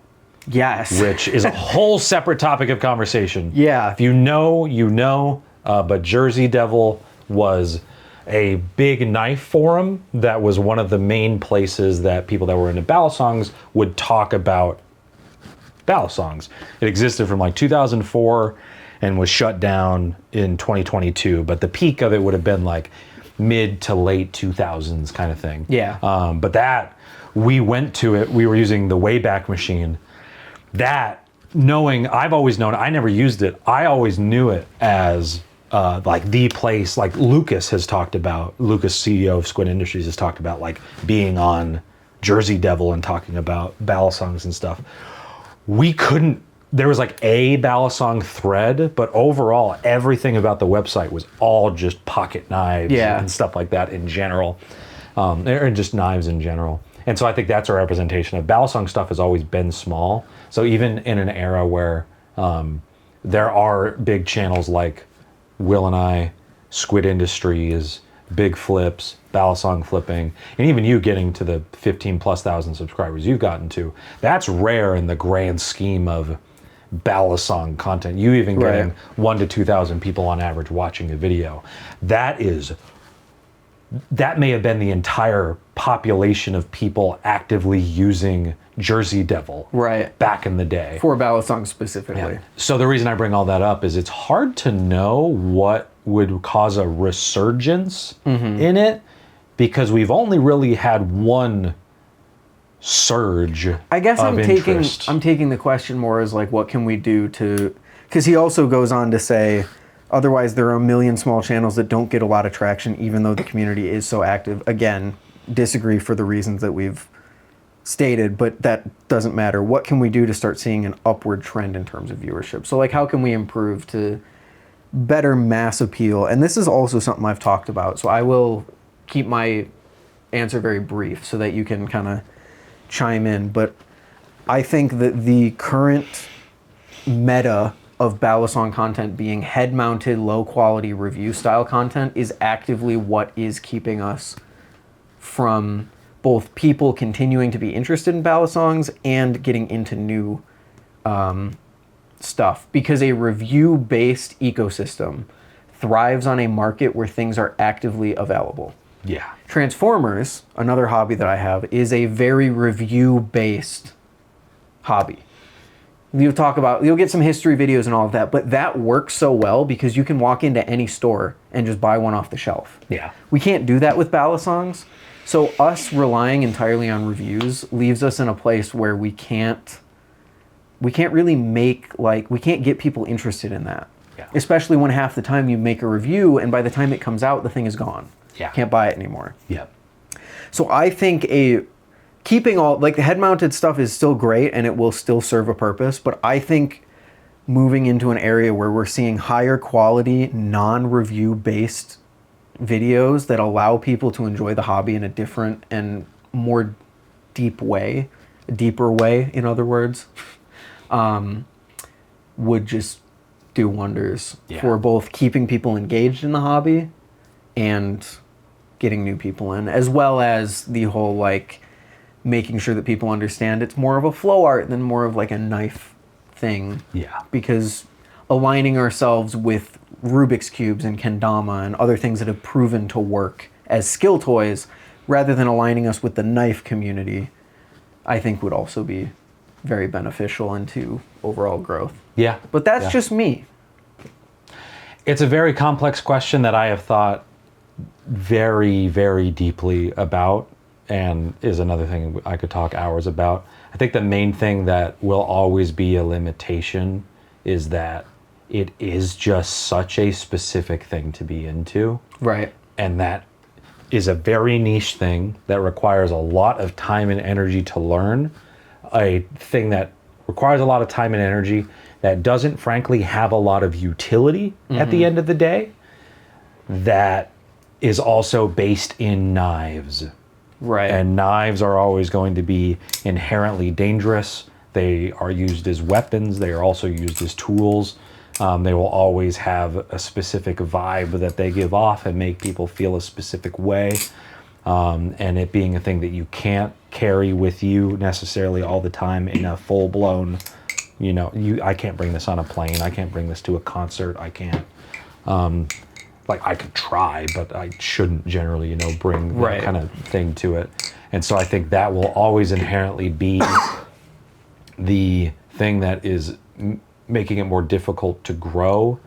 And also, in terms of the content, I think the reason you see so much head-mounted stuff is because doing the type of stuff that, like the types of reviews that Will and I do, the types of fairly high-effort reviews you've seen from other people like Den Den, the times you've done reviews, the times Ty has done reviews, and maybe reviews isn't the topic, but it's just higher effort, produced content. Scripted content is maybe the better thing to go with. It's really hard. It is. And takes a lot of skills to be able to do it. And flipping is really hard. There are some people that just get it. If you are the kind of person that just gets it, you are a really specific type of person. Yeah. That is strangely geared to being able to pick up this kind of thing. But this is not something people learn in their day-to-day life. And it's also not something that has a lot of utility. So it's purely something that's fueled out of passion. And if you like this and are okay with the risk of it, again, that's just such a specific thing. And being good at making content, and like the things I went over earlier, being able to write, being able to host, being able to shoot and edit and distribute and be an influencer and all of that. Do all of those things, that word. have the hundreds of dollars of equipment that's needed to do it, having a decent computer that allows you the ability to create the complex things that need to be created, spending the hundreds and hundreds and hundreds of hours learning how to do all of that properly, and being good at this is just such a deep thing to have to know how to do, that requires a lot of time and energy and commitment. And so I think that will always be the combination of it being difficult, making content being difficult in general, a lot of this being illegal, most countries in the world having strict regulations against it. We were in Micro Center the other day, and us living in the same country, I whipped out my Nautilus V2, and you were like, I could never dream of doing that in a public place. yeah. And for me, like being in Georgia, for the most part, it's fairly easy to carry Balisongs here, which is a very lucky thing to have, because the majority of states have fairly strict regulations on that kind of thing. Even that, like, we live in the same country, and you're like, and I'm like, that's chill. Yeah, and I know what I'm mindset's doing so with it, different. and it wasn't a live blade and all that kind of stuff. But that is always, it's such a specific thing that has regulations on it. And other hobbies and stuff, they just have, I would say, just more utility or more of an experience, or it takes less knowledge. Like building a Lego, you have the step-by-step instructions of how to do it.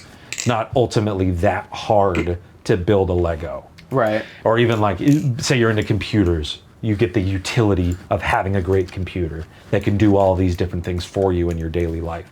You're into headphone gear, or just headphones and stuff like that, and audio stuff in general. That facilitates an experience of you being able to listen to music. Right. Me being into vinyl, that allows me to connect with music and have things to display and things to show. This pretty much exclusively exists as just a thing to flip and maybe a thing to open a box. And I think But that's there's not much beyond that. Or a thing to be a madman with. And where the hell did it go? Medusa? It's over in the, yeah. You carve cheese like a madman. But that's not ultimately something I need. I don't need a Balisong to do that. See, I think that's where we might disagree a little bit, because I see it as the same as like a Rubik's Cube. A Rubik's Cube has no utility. It's just a skill that you learn, and I think flipping is very much so the same. So I think kind of what you're getting at is, in a hobby, in lieu of that utility, we need to have the, I can carry this everywhere I am, practice wherever, there's no stigma behind it. So I think that ultimately is like the ultimate thing preventing any Balisong related anything from becoming very mainstream or even close to mainstream. Yeah. Is that knife stigma, basically. Yeah. Will and I, we filmed a portion of one of our Machine Wise videos. It was the anodization video where Will did a new anodization to his Seraph. And we were filming the flipping B-roll for it. Thankfully, I thought it was going to be way worse than this, but we had I would gander, she was probably in her mid-60s, early 70s kind of age, a woman like come up extremely concerned about Will having a live blade Balisong, and was like, "Oh my gosh, is that a knife?" And we like played it off and everything, and she ended up being completely cool with it. We haven't had that happen that many times in the grand scheme of all the videos that we've made. But someone isn't gonna come up to you and be like, "Are those headphones you're wearing?" Right. Oh, is that a computer? Is that a Rubik's Is that a Cube? smartphone? Yeah. Oh, is that a Rubik's Cube? Yeah. Those speed stacking cups? Yeah, you know, that kind of thing. So as long as there's a stigma against it, an understandable stigma too. Yes, these aren't proliferated enough for most people to know what they are. And so I think that collection of things is what is always going to be the barrier. How we get past that barrier, I think it just needs more, it's just a matter of more popularity.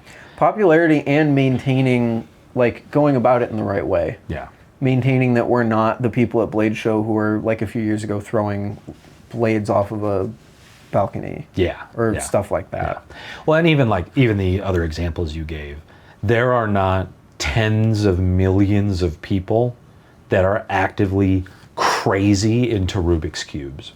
Yes. There are not tens of millions of people that are into kendama or pen spinning. You look at just like, you can go on Reddit and go to like the specific subreddits for all these different hobbies. Like there are bigger subreddits for specific actors or actresses or niche video games. I think it's more awareness that I was getting at. Because everyone knows what a Rubik's Cube is. Yeah. Not everyone cares what a Rubik's Cube is, mind you, but everyone knows. Yeah. So it's fairly easy for new people to become aware of a Rubik's Cube and get into it, which is, I think, what we need. Yeah. There was actually an interesting point, or an interesting question someone had brought up in one of my previous Flip the Script videos that I would love to get your opinion on. He had said, if Balisongs had originated from a toy, like imagine the flip fins was like the first Balisong, instead of coming from knives, would they be more popular than they are now? I personally think yes. I think so, yeah. I think absolutely. Well, and even look at a lot of the things that we've mentioned. Lego is for kids. Yep. I'm 30. I love Legos.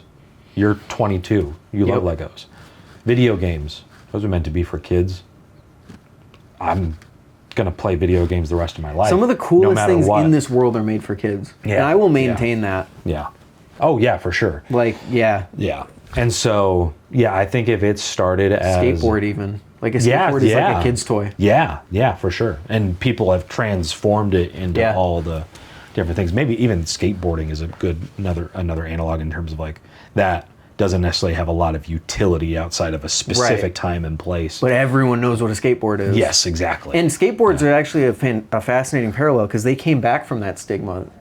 You think the 70s or 80s, people hated skateboarders. Yeah. You're like, don't skateboard in my sidewalk or whatever the fuck. And now it's like, people, it's a pretty normal thing. Yeah. Didn't mean to interrupt you, but. No, it's a great, I think we're on a similar page with this kind of stuff. But we just have those slightly different ways of looking at it. Where were we? What was the... toy, flip fins. Oh, toy, yeah. But no, yeah, I think that would be huge. I think if there was, that's kind of what I say in terms of like popularity. Like if Squid Industries did a collaboration / sponsorship with like,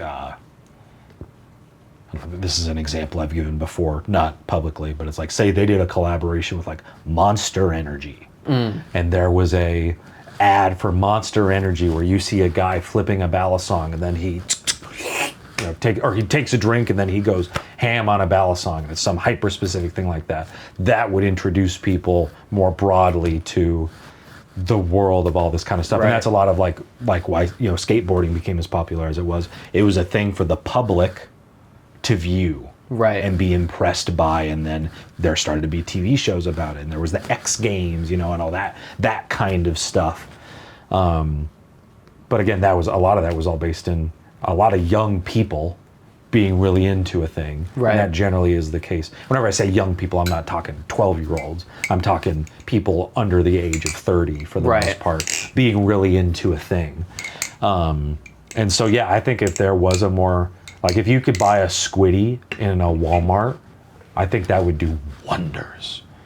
So you think the availability of them as a toy is more important? Yeah, that exposure to things. Like currently you can only buy Squid Industries products online or in a knife store. Right. If there was a display thing with like a little kit, in a Walmart or a Target or whatever it might be, that was like, here's a Squiddy, and there was some, or just a plastic thing of some kind. And it could be metal too, but mostly, if we're talking kids, it's better for it to be plastic. And it had a little demo of, showing some pictures of what you can do with it. And like, maybe there's a cool, think of like a Nerf gun box, you see the gun being shot or something like that. And so having something like that where you see, maybe it's a freeze frame of a Balisong being like thrown in the air, and then you look at it on the other side and you see all these different cool things you can do with it and stuff. That I think would be huge in terms of exposing more people to it.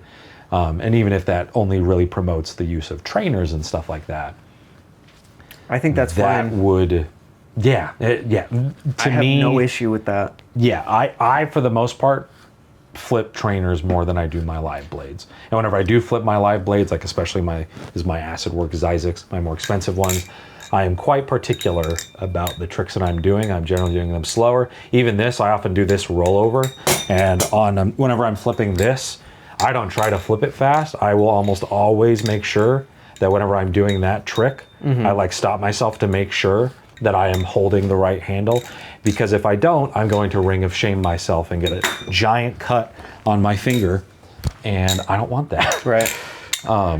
So yeah, that accessibility, that the options, the affordability of different things like that would do wonders. Because I was more viewing the question as like, if Flip Fins was genuinely like the first Balisong, and we didn't have to contend with that pre-established stigma of like some kid in a movie flinging around a Balisong to look like cool or whatever. Yeah. I think that would almost be more influential. Yeah. Than having it like a Squiddy in a Walmart, or kind of what you were saying.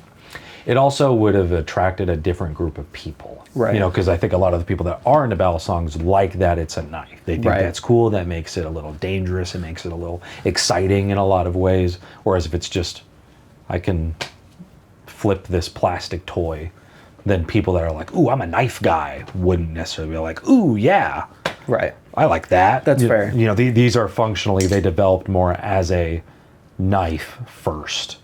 It's a different format for a knife to exist in that can be opened with one hand, that can conceal and carry frankly, this is a very unique thing about Balisongs, is the blade is big. Yes, it is. This is a long, large blade like this. This is the Squid Industries Surf.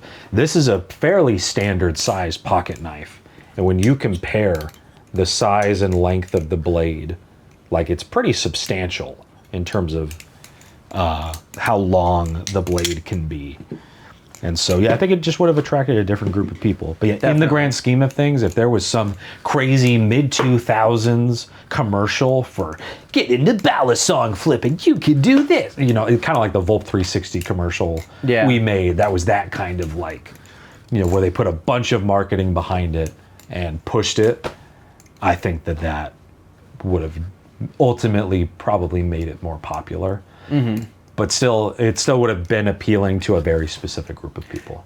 You know, you had actually brought something up during that made me kind of think Nerf guns. Yeah. Is a great example of a thing becoming popular from a stigmatized thing. Yeah. Yeah. That's a great example. Coming from an actual gun. Yeah. Getting a new generation into this thing that is ultimately considered a dangerous thing. Yeah. That is relatively successful. Yeah. So now I'm kind of almost thinking, what if there was some way we could denote a live blade that was extremely obvious? You know, like the orange tip on a fake gun. Yeah. Like, what if there was some universally, maybe even lawfully mandated way that you had to designate a Balisong as a trainer? Yeah. Like the orange tip on a Nerf gun, or on any replica on a Amazon Surprise. Yeah. You know. Yeah. Not an Amazon Surprise. I'm trying not to spoil the video. Surprise. Try not to spoil the video, but you know what I'm talking about. I'll never forget what you're talking about. But yeah, no, this is another topic we could talk ad nauseum about, because there's so many different parallels. There's so many different things that are in a similar space. We need to write some of these down to maybe dive into in like full episodes. Yeah. And this is a full episode, but you know, like a. But we could do a dedicated episode about almost every one of these these questions that have been asked. Yeah, you guys have been great at asking questions. Yeah, thank you to everybody that submitted questions. Thank you so much. Yeah. But I think that wraps up that one. Yeah. We have a few more. I don't know how we're looking for time. This has been. I don't actually know how long we've rolled for. When we started rolling, it was almost 2, right? I think it was about 2. So we've been going for about an hour and a half, which is a normal. This has been a normal. Wow. Yeah, we're at normal podcast length. This feels like it's been way longer.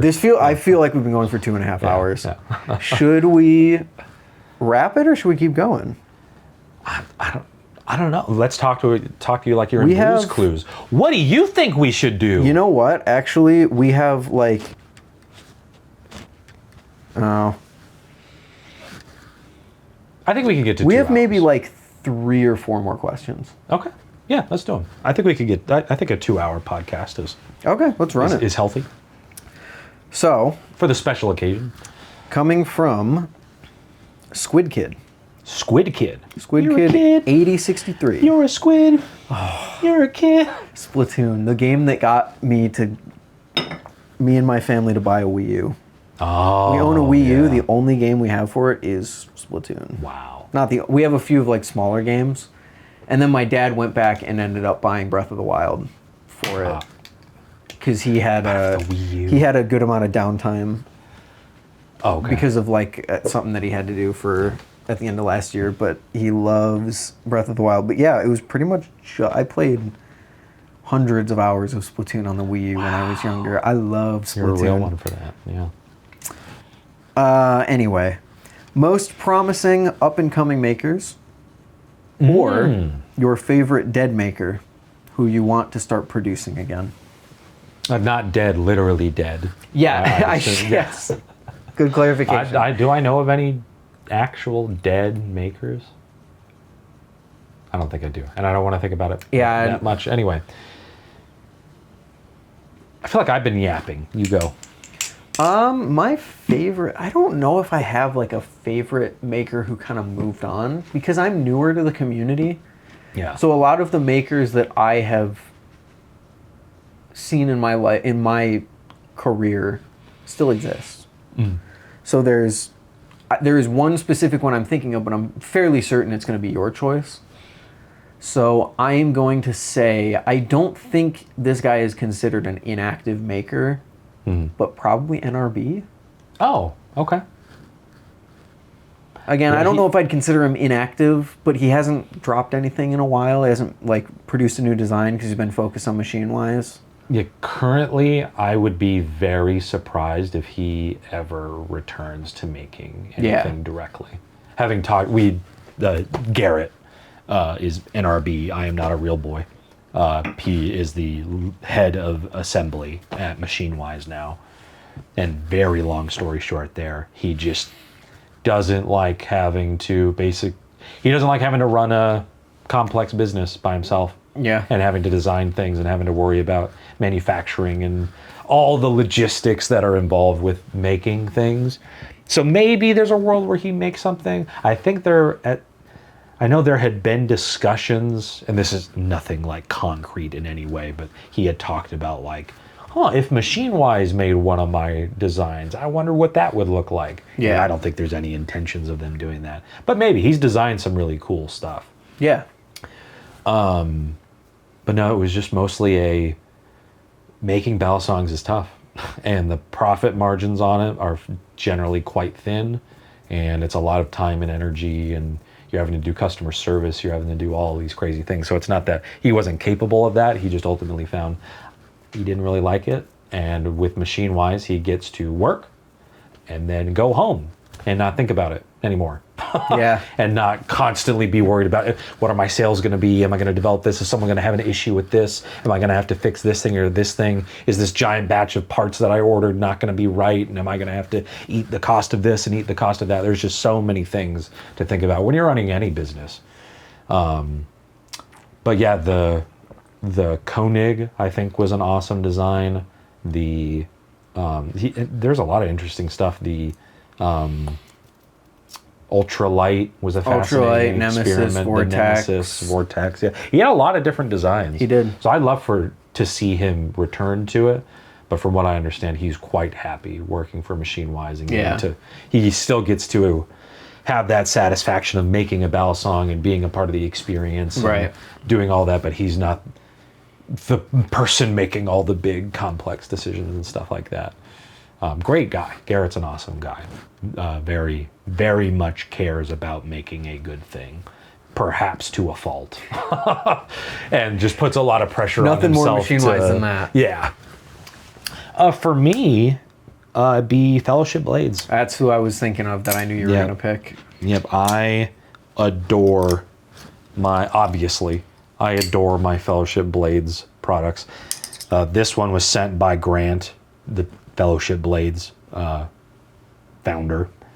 Just love it to death. This was sent by an amazing Patreon supporter for me to keep. This is the Invar Gaboon. One of my favorite things to flip, incredibly generous that I was just given this on a whim. So I'm incredibly grateful for that. And then this is one I bought at Blade Show West. This is the standard Gaboon with one of the craziest anodizations that I have ever seen. And it has like a lightning type pattern that you can't see super well. Oh, wait. I'm a professional. There we go. And I have some zippy spacers on it. And it's not an amazing flipper by any means, but Grant had a lot of really cool designs and experimented with a lot of things. It was, especially at the end, making some really interesting things. Yeah. But learned the hard way, as many people have. Balisongs are really niche, and generally to make things cheap, they have to be mass produced. Or not mass produced, but they need to be sold in very large quantities to make them feasible financially. Mm-hmm. And when you're having to sell things for $400, $500, $600, $700, that's a lot of money for a lot of people, for a lot of things. Definitely. And so he just eventually hit that wall. But just wonderful person, and made just some banger designs. And experimented with a variety of things that I don't think really worked. I was never a big fan of the hog nose. Yeah. Which was his like $180, $200-ish aluminum Balisong that was really light and small. That fit a really specific niche, but when you're already in a niche and a niche and a niche and making something really specific within that, I think that thing's always going to that will always struggle. Right. Yeah, so. But favorite up-and-coming maker? This one I struggle with a bit more. Because they kind of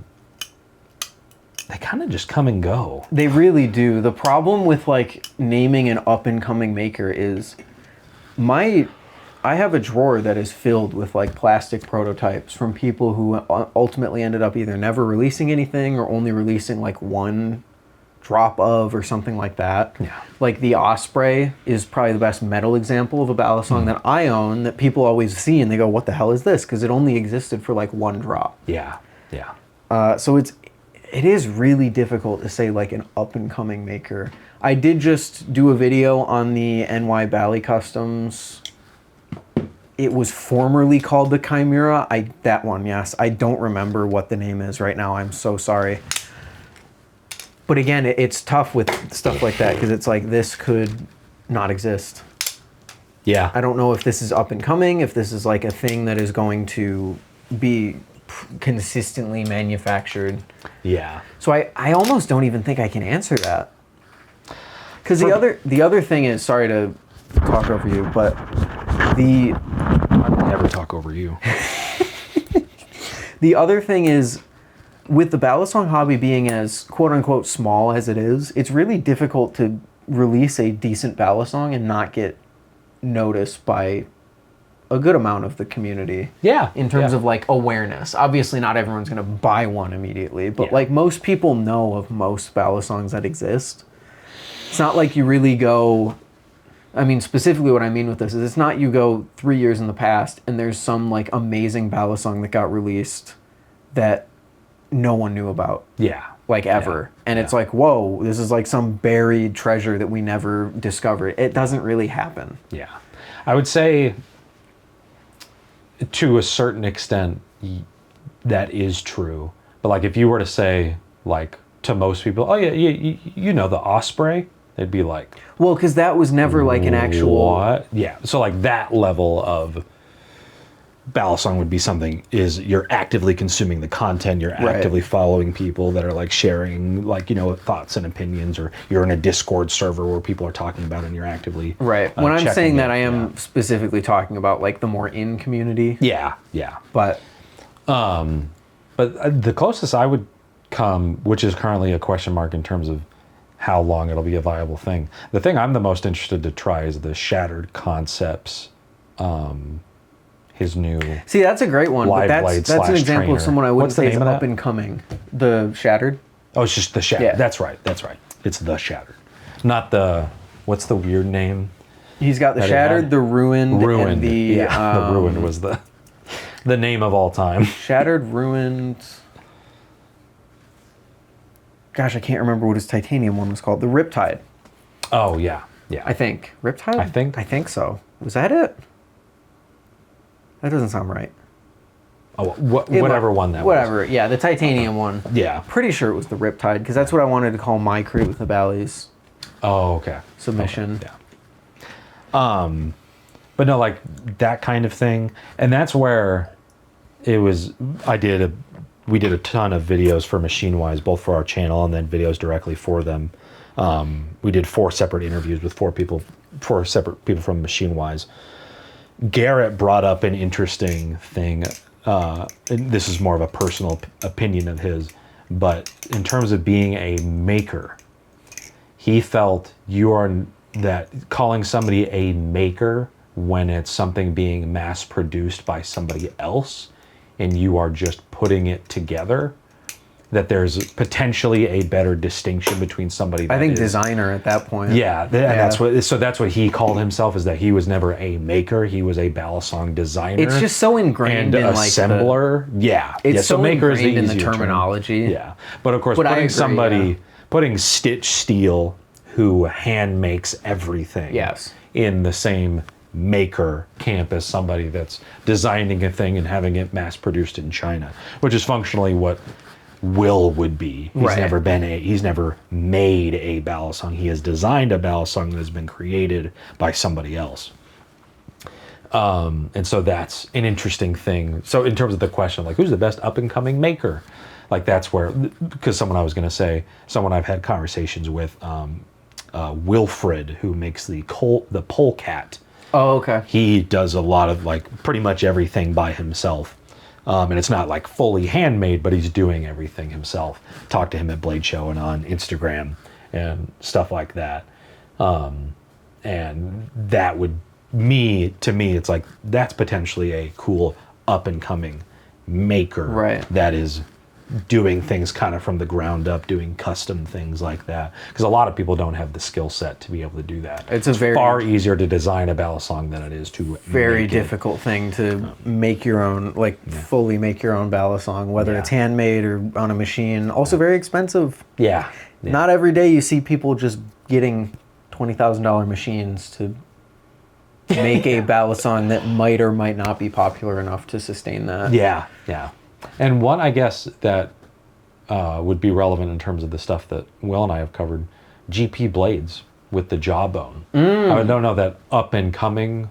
That's kind of what I'm been struggling making stuff with. for a while. Because I wouldn't say Shattered's but- up and coming. Yeah. Like, yes, but also not really, because he's already pretty established. But yeah, GP's a good one. Yeah.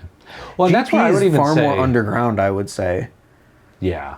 Well, that's where I would even say, in terms of like Shattered being firmly established, I think the only people that would really know about his stuff would be people that follow the Balisong subreddit. Firmly established being a very loose term. Yeah, I should clarify. Yeah. Like, I would say Squid Industries and MachineWise, or maybe the only real firmly popular established brand name would be Nabalis and Squid Industries. For the most part, even LDY is kind of BRS. If you know, you know. Yeah, BRS would fall into that. Benchmade, yeah. Flytanium. Yeah, those would probably As much as it pains me to put Flytanium Benchmade would be the top of that, Yes. for sure. Benchmade, they literally made the term butterfly knife.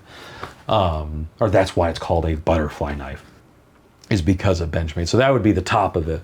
But even once you get into people like BB Barfly, like if I said to somebody, if I mentioned Benchmade, a good amount of people would know who I was talking about. If you said BB Barfly, they'd be like, what? Yeah, that's fair. Even Squid Industries, like if you said to a knife person, which is knives in general are far more popular than Balisongs. If you said Benchmade, oh yeah, okay, Flytanium made. Yeah.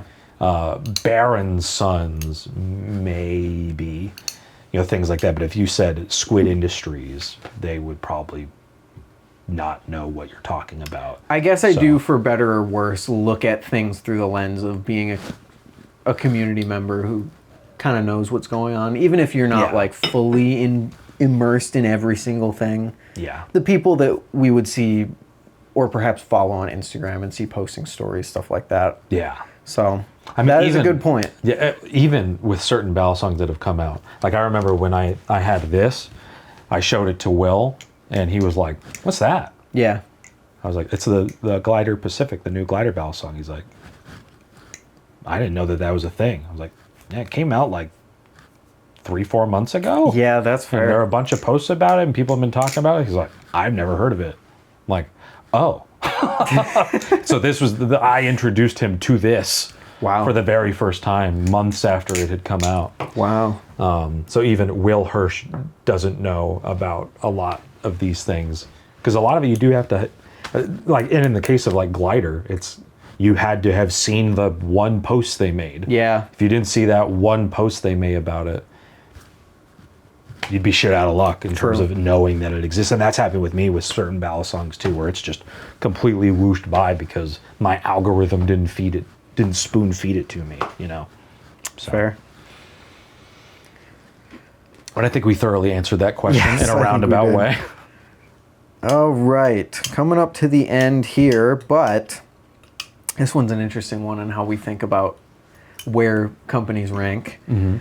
Do you think Squid is the Apple of Balisongs? If not, who is? Apple being the company, Giga Corporation. Oh, not a physical single apple. Like yeah, that you would chop in half with your Medusa. Don't tempt me. I have apples in there. I'll go grab them. So, I think precisely to the point we were just having, I don't think Squid is big enough. No. Also, Apple is the first, I could be wrong on this, but I'm pretty sure this is it, one of the first $1 trillion companies. Like, just massively, massive company that puts out, in my personal opinion, incredibly well-made yet very pricey products. Yeah. And also likes to control their ecosystem and fine-tune what their customers are going to experience. Yeah. I don't think Squid is that. I agree. I don't think Squid is this mega corporation that's just putting out things that should reasonably be probably a few $100s cheaper, that is like this walled garden, maybe not a few $100s, but Apple creating things that are like $1,400, I think, is ridiculous. Yeah. But even Apple, they're mass producing things in China. Actually, no, not even the iPhone. Their computers are overpriced. I will say that happily. Yeah. Having to spec out computers for people who are like, I want a Mac. And they're like, okay, you want 16 extra gigs of RAM? $300, please. That's exactly that.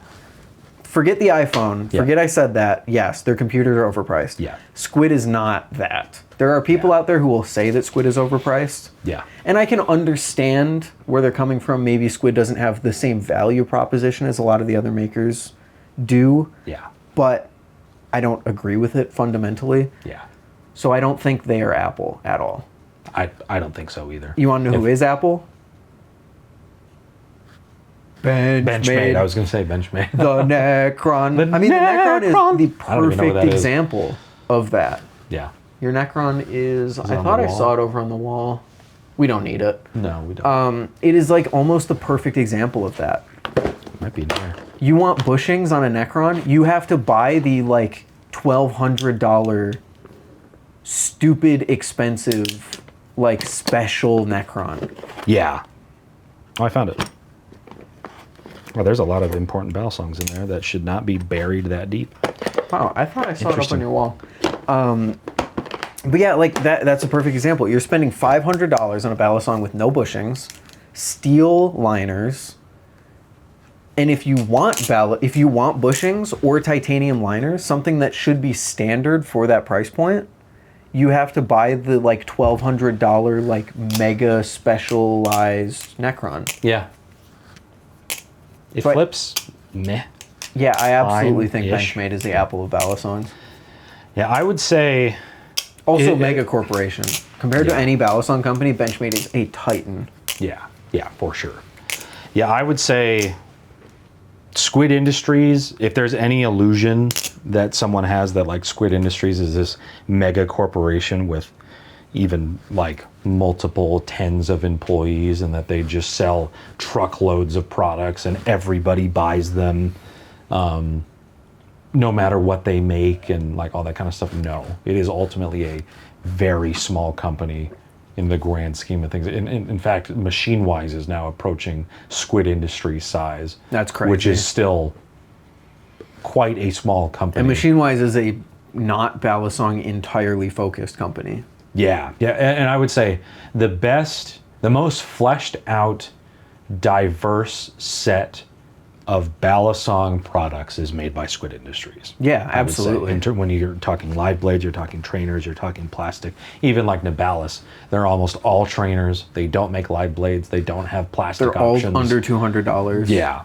And whereas with Squid Industries, you have the squiddy, fairly mass-produced thing, still American-made, but fairly mass-produced thing.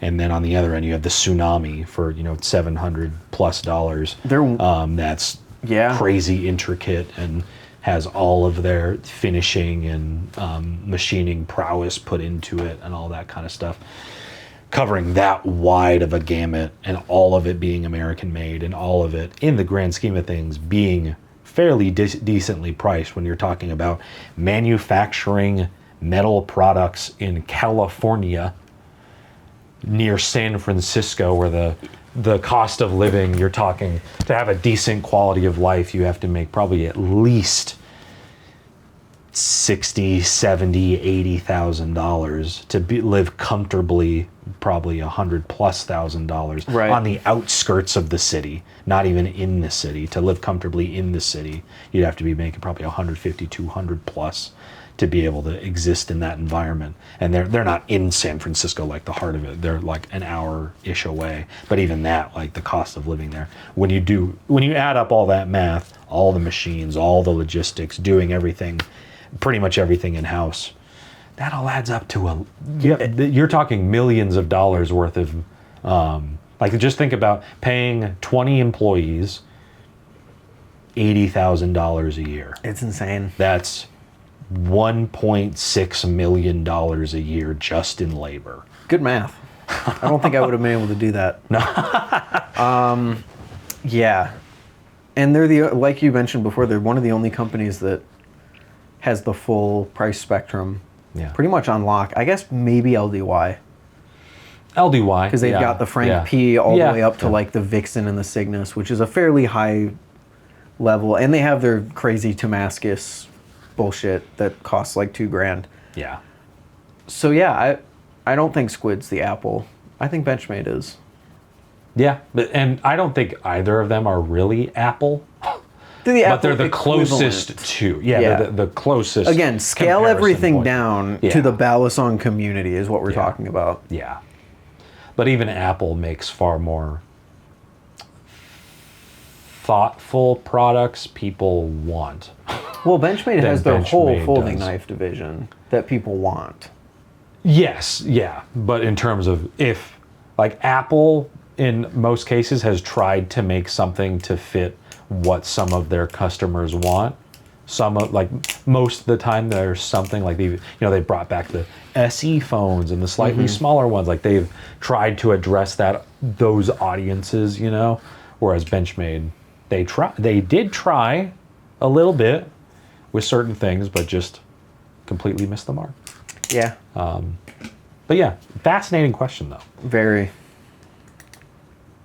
And thank you for it. Yes. One of our final questions, in fact, I'll look at it while we're answering it, but it might be the final. Is it worth it to buy a Balisong that is cheaper than the ones that you currently have? I have a Squid Trainer V4. I heard you guys like the Nabali's cheese, as an example. Would it be worth it for me to pick it up, knowing I have a better one? I know my answer if you want to think for a second. My gut answer is yes. Yeah, I think absolutely. But it ultimately depends on how financially able you are to dump more money into a hobby. And how many other things you actually have. Like if you're talking about having a small collection and like say you have $150 thing and a $250 thing, and you want to get a $50 to $100 thing, I would say yeah. Like Yeah, even definitely. me currently, I want to have a Nabalis Impulse Yeah. because it's really good, very cheap. Would be a great thing for me to not worry about losing while, or I would worry about losing it and worry about damaging it, but knowing that it's not, like I would feel way worse even at this point, like dropping my Kraken Right. onto a hard surface because I have such a connection with it. And it's even the kind of thing that could be a good way to get other people into the hobby. Like say it's not something you need, but you have a cheaper one and maybe you have a friend that's interested in it, and it's the kind of thing that, you know what, no, I wouldn't give somebody my Kraken, I wouldn't give them my scrap Seraph thing, I wouldn't give them my BB Superfly, but my $40 Nabalis Canyon or my Nabalis Impulse, Yeah. I could let that go. That'd be a nice gift to, give somebody. I'd love to get one for Adriana because they have some in some cool colorways. On that end, she doesn't need an expensive one. Right. She would be totally content with a cheaper one. Yep. And I think it also depends on how into the hobby you are. Yeah. To use another parallel, something like headphones, you can buy a $500 set of headphones, and for some people, that is all they will ever need. Yeah. But for the people who are really into audio, they're still going to buy $100 sets because they want to see what they sound like. They want to get all the experience that they can. And that's kind of where I find myself, where I have this, I'm so thankful to have this massive collection, but I'm still interested in the $40 stuff because I want to see what companies are coming out with. Yeah. So it entirely depends on how into it you are, at least for me, how into it you are, how much money you have to spend, and how big your collection is already. I think it's important to not just to have a reason for buying something new. For us, it'll be making a video. Yeah. For you, it might be, I want a beater. Yeah. I want something that I could lose. Yeah. I want something that's a public flipper. Try to have some role that it will play in your collection. Yeah. And I think that's kind of the give and take of life in general in a lot of ways too. It's like, say you want to, even it's something as simple as a hamburger. Mm-hmm. You don't always want to go and have to go to a restaurant and spend $15-20 on a hamburger. If you need a craving, or if you have a craving for it, maybe stopping into a Wendy's and McDonald's, or a Burger King, whatever it might be, and you want a cheap burger, get the cheap burger. If that scratches the itch, and maybe for the case of a Balisong, if it's like, I'd like something new and a little different, it's a great way to get something different. I'm looking at Legos and stuff. Not every Lego I buy needs to be a giant Millennium Falcon. Right. I could get the small little... a little 3-in-1 plane. The small little TIE Fighter Lego that scratches that itch of, ooh, I want to buy, I want to build a Lego, but I don't really want to commit to spending a bunch of money, but I can spend $10 on this and spend a lot less time with it than I would with a bigger thing, but it's easier to display. It scratches that itch and it makes me happy. Yeah. And ultimately, you should always prioritize doing things that make you happy. Yep. And if that kind of thing makes you happy, then go for it. And if someone gives you shit for, oh, well, you should have bought this thing or you should have bought that thing, that person needs to do some soul searching. The only for thing giving you shit for trying to enjoy a thing and not wanting to spend tons of money. The only thing I'll give you shit for is prioritizing this over something that's actually detrimental to your health or well-being. But I don't think too much. Prioritizing something that's, you're saying they should prioritize something that's detrimental to their health? No, prioritizing this over something. Someone who's like, I'm going to buy a new Balisong this. Someone who's picking between, I'm going to buy a Balisong this month or eat for the next 2 weeks.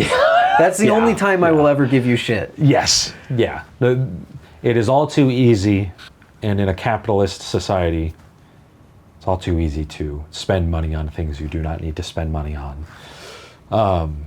But again, it kind of goes back to what I was saying at the beginning of this whole adventure is there's just so many, it's awesome to have so many options and so many ways that we can spend our money, and that we're at a point in human existence where it's even a thought of having an entire case of these, and then it's not a situation of yep, this is the one that I have.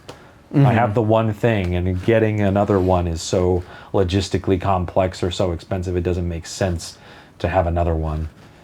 So I think across pretty much any hobby, there's just the different use cases that you have for them. I've talked a lot about gaming. It's I have my big computer that I play games on, but I don't always want to sit at my computer and play games on. I want to have my Steam Deck is probably the main thing that I game on, or something like that. Yeah. But it's like I'll have my Steam Deck, but I also want something that I can travel with, and so I'll use my little tiny fold-out Game Boy that I have, and that'll scratch that itch, or something like that. And there's nothing wrong with having an additional option.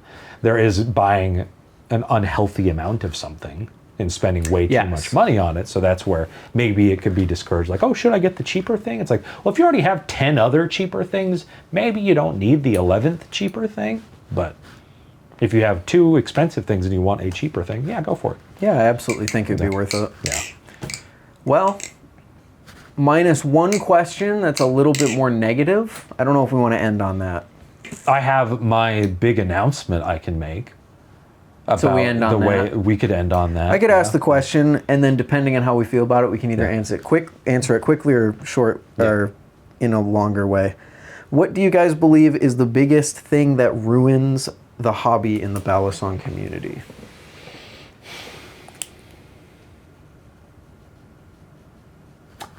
Like most hobbies, just shitty people. Yeah. Shitty elitist people that someone will go take the time and energy and have the courage to post a clip online, and another person just, for whatever reason, gets a high off of making other people feel like shit about themselves, and will just go out of their way to make somebody feel like crap and say your flipping sucks, or the way you look is weird, or the way you edited this or did that is bad, or like whatever it might be. Like, there are outside thoughts and there are inside thoughts. Shitty people have they say a lot of thoughts that should stay inside thoughts, and they make them outside thoughts. And you generally shouldn't do that. I think I can actually answer this specifically. I think people who are against trainers. Yeah. Like people who go out of their way to delegitimize flipping a trainer are actively killing any interest that outsiders might have in the hobby. Yeah. Because the harsh reality is that not everyone is going to want to flip a live blade. Yeah. Some people are getting in this just to flip a trainer for fun. Yeah. And so when we have a community, which this has largely gotten pretty good in the past few years, but I know beforehand it was like if someone flips a trainer on the subreddit or something and everyone dog piles, why aren't you flipping a live blade? It's like you're capping the growth of the hobby for no reason. Yeah. Zero reason. It's frankly ignorant. Yeah. To give somebody shit for that. Balisongs are illegal in a lot of places.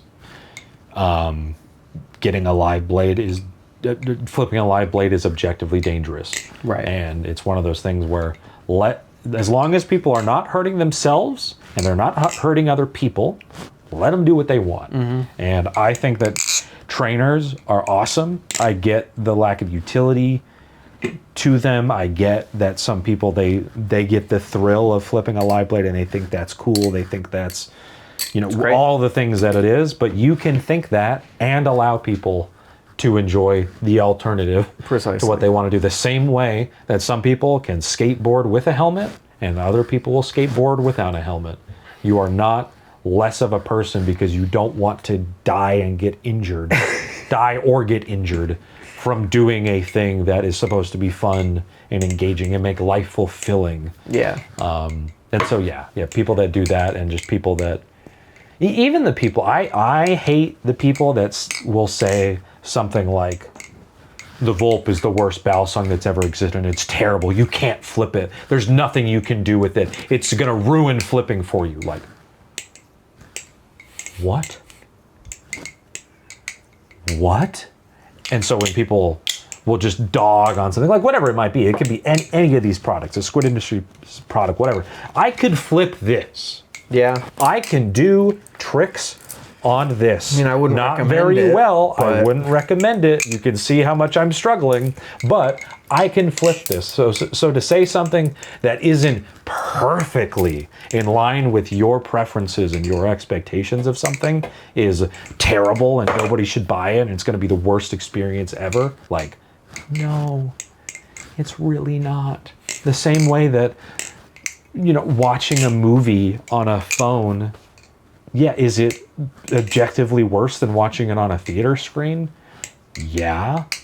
But that doesn't mean it's going to be the worst experience of your life and you shouldn't do it and you should feel bad for having done it. You know, just it's like you wouldn't do that, so why with something like that? You can have an opinion, but you also don't have to be a terrible person in sharing your opinion.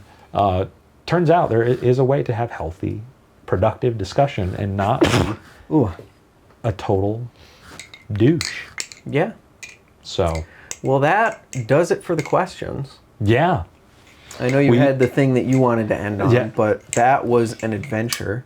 That was an adventure. And we have another adventure we might be partaking in fairly shortly. Yeah. Depending on how much time we end up having and how much time we want to dedicate to it. But there will probably be an additional thing in addition to this that I think will be quite fun to do. All right. Does that wrap it up? I think that wraps it up. How long have we been recording for? I think like 2 hours. I should have set some form of timer, but yeah, probably a little over 2 hours. I don't even know how that camera is still alive. It's plugged in. Oh, that makes sense. I couldn't see any. Oh, I see it now. I couldn't see that cable snaking up. Oh, I see. I see. Well, another huge thank you and a round of applause to Brandon for setting up all of this so that we could do an episode in person, which is the best episode that we have done yet. Yeah, this has felt awesome.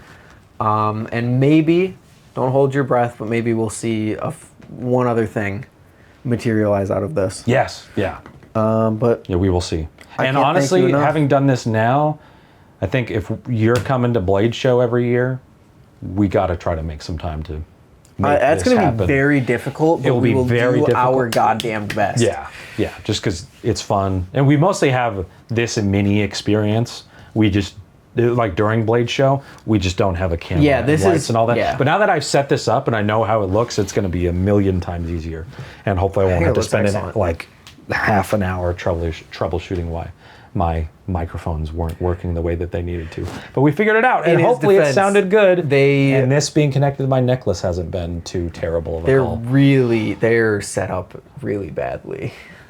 Oh yeah, I think all of this is. I don't even think the mics, like the interface. menu system is set up really. I thought you were just being hypercritical of all my that work setup. that you put into this setup. It wasn't set up very well. No, the mics, like their interface sucks. So yeah, but we figured it out. Yeah, but this has been awesome. Currently, I feel like we have to do that other thing, even if it's just really quick. Absolutely. And we do a terrible job. But I think we have to do that. So stay tuned for that. Thank you so much for watching. If you watched this far, I'm very grateful to Ethan for allowing me to be a part of this experience. Very grateful to you for being a part of this experience. We've made a lot of fun memories together, and I'm very excited to make even more. Put her there. Put her there. Put her there. I yearn for the handshake. I yearn for your presence. Ethero bias blade EE. Anyway. Thank you so much for watching. Ethan, this has been an absolute blast. I love being able to do it. Thanks for letting me touch all your things, and we'll be touching more things later. But you have to subscribe, follow Blade Bias, check out anything I do, follow the socials, all the social media garbage. But Ethan puts so much work into Blade Bias. And you put so much work into all this. Thank you very much for letting us use your office and your lights and your camera, and it's been great. And it's just so excellent. Go check that guy out. All his stuff is in the description. The things. Do all the things. And if you don't, nothing will happen.